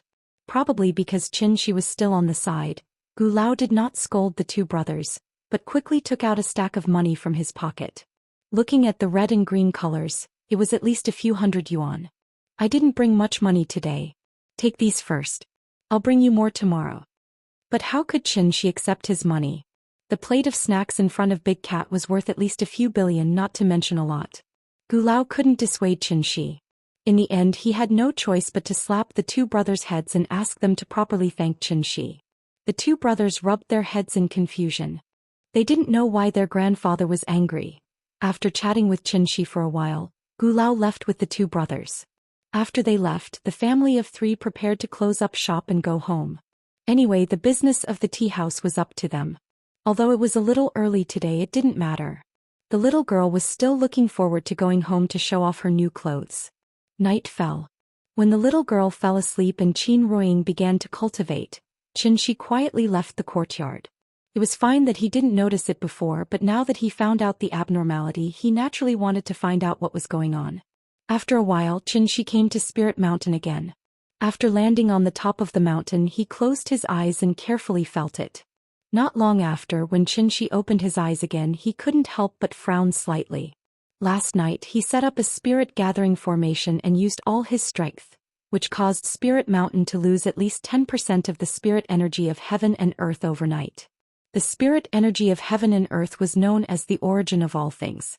As long as this planet did not become a dead one, then the spirit energy of heaven and earth could be called a renewable energy source like solar energy and water energy. It could be regenerated, but it also needed a process. The spirit energy of heaven and earth here was really plundered by Xianxia. However, it had only been more than 10 hours and the spirit energy here had already recovered a little. Although it was not much, if Xianxia hadn't carefully felt it, he wouldn't have even noticed the changes. But at this rate, it was estimated that in a few months, the spirit energy here would be able to recover to its original level. This recovery speed was almost catching up with the heavenly jade domain. What was going on? Because of the damage to his divine sense, he couldn't carefully explore every detail in this mountain range. Since he couldn't use his divine sense, he used the stupidest way to find it bit by bit. This time Xianxia didn't fly carelessly but flew extremely slowly. Like plowing the ground, he plowed Spirit Mountain from beginning to end. However, he spent 2 hours carefully studying Spirit Mountain, but he still didn't find anything out of the ordinary. Everything was so natural. But the more it was like this, the stranger it seemed. Xianxia had been back on Earth for a while. How could he not know the situation on Earth? Earth was not a dead star and could still produce spirit energy of heaven and earth. But the speed was like a locked faucet, only opened a little, so it took half a day to fill a basin of wash water. But now, it was like a faucet burst. As soon as the faucet was opened, the water gushed out crazily. This speed was almost catching up with the heavenly jade domain. What kind of place was the heavenly jade domain? It was a cultivation holy land that could give birth to an immortal emperor. Just like a dam that had just been opened, the water level downstream would not rise in a short time. But if this continued, then the spirit energy of heaven and earth would continue to increase. If this continued, earth would inevitably become the second heavenly jade domain. Earth's spirit energy recovered? As soon as this thought appeared in Xianxia's mind, his heart couldn't help but jump, and his whole body couldn't help but tremble. This matter involved too much, and even Xianxia was a little shocked. In order to verify his guess, Xianxia pondered for a while, then rushed to the sky and went straight to the Qinling Mountains. Because he was familiar with that place. After the spirit binding array was activated, it set off a tide of spirit energy. Now that the array had been destroyed, the accumulation of the village for hundreds of years was also destroyed. Logically speaking, the spirit energy of that place would inevitably drop by a level. So he only needed to go there and take a look to know what was going on. The moonlight in the Qinling Mountains was very bright. The moonlight was like a silver radiance, shining on the piles of snow and reflecting the cold light, illuminating everything around. The village had been reduced to ruins and the villagers had all left. In the center of the ruins, there was a huge semicircular crater left behind after the battle between Xianxia and the Immortal General. Immortal cultivators were not nuclear bombs, and after collision there would be no radiation. Instead, a lot of true essence would escape. True essence was the product of refining the spirit energy of heaven and earth. So the deepest part of the crater was the place with the densest spirit energy. In the huge crater, a tulip was leisurely blooming in it. Tulips were very resistant to cold, and could withstand a low temperature of -35 degrees Celsius in winter. When the temperature returned to above 8 degrees Celsius, it could begin to grow. But under the stimulation of the surging spirit energy, this tulip actually bloomed in this cold winter. The spirit energy of heaven and earth here had actually recovered to the level before the array was destroyed. Xianxia frowned as he floated above the ruins, staring at the deep crater in front of him in a daze. Suddenly a thought jumped out of his mind. Immortal General of Tianmen? Tide of Spirit Energy? Chapter 183. There were some things that one wouldn't know if one didn't want to know. Because the spirit energy on Earth was too sparse, Xianxia had never paid attention to the ancient legacies on Earth. It was like letting a wolf into a flock of sheep. He ate and slept every day. Why should he think so much? To put it bluntly, he didn't feel threatened. After all, this wasn't the heavenly jade world. Spirit energy was like oxygen. It flowed. Therefore, even if some places had high levels of oxygen and some had low levels of oxygen, there would never be a situation where there wasn't any oxygen at all. If the heavenly jade world was compared to a bathtub, then Earth was a bucket. If he scooped up a bowl of water from the bucket, it would reduce the water in the bucket by a large amount. But what if the bucket turned into a lake with running water and a stable supply of water? As a deity transformation cultivator, it was simply impossible for him to drain a cultivation planet that was as beautiful as heavenly jade. At the current rate of development, it was only a matter of time before Earth turned into a cultivation planet. In Xianxia's knowledge, this was already beyond the scope of a cultivator's ability. Even an immortal emperor couldn't turn a declining cultivation planet with sparse spirit energy into a cultivation holy land with abundant spirit energy. What was going on? Xianxia silently looked at the ruins in front of him. Although there were thousands of doubts in his heart, no one could answer him. After all, who in this world could compare to him in terms of understanding and comprehension of the world's spirit energy and the heavenly Tao? If even he couldn't explain it, who could? A bone-chilling wind howled. Even with Xianxia's cultivation, he actually felt a chill that he hadn't felt in a long time. He seemed to know too little about Earth and his own home planet. In fact, if one really wanted to delve deeper into it, the biggest question in front of Xianxia was, how did he get to the heavenly jade world? How did he get there? Who sent him there? How did he get there? Even soul formation cultivators would be severely injured after crossing the void and returning. How did he wake up to the heavenly jade world as a mere mortal? Why? Was it all just a dream? Because only in a dream would such a fantastic story appear. As a spirit-severing cultivator, he had already experienced countless trials and tribulations. So how could he not know whether this was a dream or not? If it wasn't a dream, then what kind of terrifying unknown existence was it? Thinking of this, Xianxia couldn't help but feel inexplicably irritated. He had been cultivating for 500 years, and it was only at this moment that he suddenly realized something. It turned out that he was still an ant-like existence in front of some unknown power. All of a sudden he felt an extremely stifling sensation. After returning to Earth, even though he was half-crippled, Xianxia could still be said to be the most powerful person in the world. However, as long as he didn't step into the immortal emperor realm, he would always be immortal. How insignificant were mortals! Even if he had reached the soul formation stage, he would only be one of the stronger ants among thousands of ants. Under the frosty snow and the bright moon, Xianxia's lonely figure floated in the air. He looked up at the bright moon. Then he suddenly looked up to the sky and roared. Surging true core strength kept surging out of his body. As his sleeves fluttered, an invisible shockwave spread out wildly with him as the center. Boom, boom, boom. It was like a bomber carrying out a carpet bombing. With Xianxia as the center, wherever the true essence spread out, all the rocks and vegetation would explode and scatter in all directions. In the blink of an eye, the already incomparably huge crater was actually expanded by him once more. A sword and a knife appeared in Xianxia's hands again. However, just as he was about to merge the sword and knife, Xianxia's mind suddenly flashed with the smiling faces of Qin Ruiying and Yan. The frost sword and knife turned into snowflakes again and fell one after another. Then Xianxia's figure suddenly disappeared above the ruins. The next morning, maybe it was because of the time they spent together that the husband and wife almost reached the level of telepathy. Therefore, after Qin Ruiying got up, she felt that something was wrong with Xianxia today, but she couldn't tell exactly what was wrong. After serving the little fellow breakfast, Qin Ruiying helped Xianxia pack up as usual. When she was about to take the little fellow to the tea house, Xianxia suddenly spoke. "Ying, you can practice at home. I'll take Yan to the tea house." Qin Ruiying's face suddenly showed a big question mark. She looked at Xianxia, but Xianxia was smiling. She couldn't see anything strange from his face. Qin Ruiying was silent for a while, then asked seriously, "Why? Your cultivation progress is too slow. The beginning is the time to lay the foundation. If the early progress is too slow, it will affect your future development." As he spoke, Xianxia touched her smooth face. As if to prevent her from thinking too much, Xianxia paused. Before she could speak, he continued to add, "Wasn't it to cultivate feelings with Yan before? I think it's about time to cultivate. We can't be around the child all day, right? I don't care, but it will affect your cultivation. Didn't you say you would accompany me for 500 years? If you don't cultivate, how can you accompany me?" "Okay, I see." Qin Ruiying nodded, then turned to look at the little fellow who had run out of the west wing. Seeing this, Xianxia called the little fellow and said to her, "Yan, Mom has to study today, so I can't accompany you to the tea house. Dad will go with you, okay?"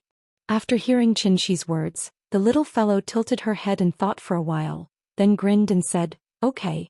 Mom, you can do it. You have to study hard. Good girl, Mua. Come say goodbye to Mom." Xianxia picked up the little fellow, and the little fellow waved goodbye to Qin Ruiying obediently. "Goodbye, Mom. Good girl, you can go."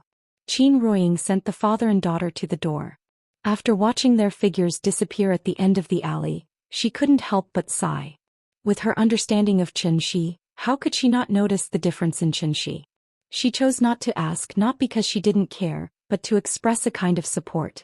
No matter what Xianxia wanted to do, she would support him. Since Xianxia wanted her to concentrate on cultivation, then she would concentrate on cultivation. As for the rest, she believed that Xianxia would arrange it well. Qin Ruoying returned to her room and began to cultivate in seclusion. Xianxia took the little fellow to the tea house. As soon as they entered the tea house, the little fellow ran to the children's park and waited for the arrival of the brothers. Xianxia made himself a cup of tea and sat behind the bar, silently watching the little fellow. Xianxia didn't know how long the recovery of spirit qi would last. If it was just a temporary situation, it would be fine. But what if it would last for a long time? When the earth really changed from a planet in the age of chaos to a holy land for cultivation, what kind of changes would the world usher in? Everything was unknown. Human beings would always be afraid of the unknown. Since that was the case, it would be better for him to become stronger before that. Chapter 184. 11 o'clock in the morning. Gu Lao brought the two brothers to the tea house. He was slightly surprised that he didn't see Qin Ruoying today. In his impression, this young couple was inseparable. Even if they had to go out for business, it was usually Xianxia who went out and Qin Ruoying stayed behind to take care of the children. Although he was puzzled, Gu Lao wasn't a gossipy old man. After taking the green tea that Xianxia brewed for him, he laughed and said, "Today's weather is good. Although the sun isn't out, I feel refreshed. When people get old, they tend to lose focus. It's rare for me to be so clear-headed. I'm really not used to it. Come. Since I'm in good spirits today, let's have a good fight." Gu Lao was in high spirits today, and it was obvious that he was in good spirits. However, his words made Xianxia frown slightly. In order to not let Gu Lao notice his abnormality, Xianxia immediately smiled and said, "Wait a moment, I'll go get the chess pieces." The so-called spring sleepiness, autumn lack, summer naps and winter sleeps. Once winter came, the human body would be affected and stimulated by the low temperature, causing the capillaries under the skin to begin to contract. The blood flow would be relatively reduced, and the sweat glands and pores would close to reduce heat emission to maintain the normal body temperature. This was a biological instinct, so when winter came, everyone would feel sleepy and unable to wake up. Today wasn't a sunny day. Although it wasn't snowing, the thick dark clouds still covered a large part of the sun, and the temperature outside was estimated to be around 0 degrees. The reason why Gu Lao was in good spirits was clearly because of the recovery of spiritual energy, causing the spiritual energy in Hohai to skyrocket. It was almost at the level of Zongnanhai. Living in such a place, of course, one would feel refreshed. What would the rich spiritual energy directly affect? For immortal cultivators, cultivation would become easier, and even achieve twice the result with half the effort. Although mortals didn't know how to cultivate, if they lived in such a place with rich spiritual energy for a long time, their physical condition would become better and better, so much so that they would be immune to all diseases and live a long life. There were longevity villages all over the world, and these villages all had one thing in common, which was excellent geographical location. Deep canyons, lush forests, birds, flowers and mountain springs. These places were called paradise and at the same time the best place to cultivate in seclusion. It was actually very easy to find a paradise. Wherever the average lifespan of the villagers was more than 80 years old, that place must be a paradise. Wuxia's leaders had a long lifespan. But in addition to the professional healthcare team, the blessed land was also a big factor.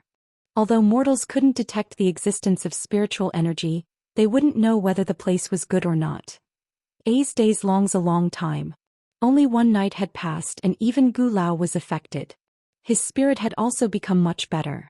Thinking of this, Xianxia asked Gu Lao to wait for a while, and then he got up and went back to the bar and then called Qin Xueqing. The last time he called, Qin Xueqing didn't pick up and she didn't call back. Xianxia thought she was busy, so she threw the matter to the back of her mind. Now it seemed that this matter wasn't that simple. The phone went through and after a while Qin Xueqing's voice came from the other side. "Hello. It's me, are you busy? I have a question to ask you." "Give me a second." Qin Xueqing was a little noisy on the other side. After a while her voice came from the phone again. "Okay, go ahead." She was his sister-in-law, so Xianxia didn't dawdle with her and went straight to the topic. "Have you Wulian people noticed anything unusual recently? Like a vision of heaven and earth?" After hearing his question, Qin Xueqing was obviously shocked, and she hurriedly asked on the other side of the phone, "Who told you? Do I need someone to tell me?" "Qin," she replied matter-of-factly, and Qin Xueqing suddenly choked. After all, she had already experienced the strength of her cheap brother-in-law.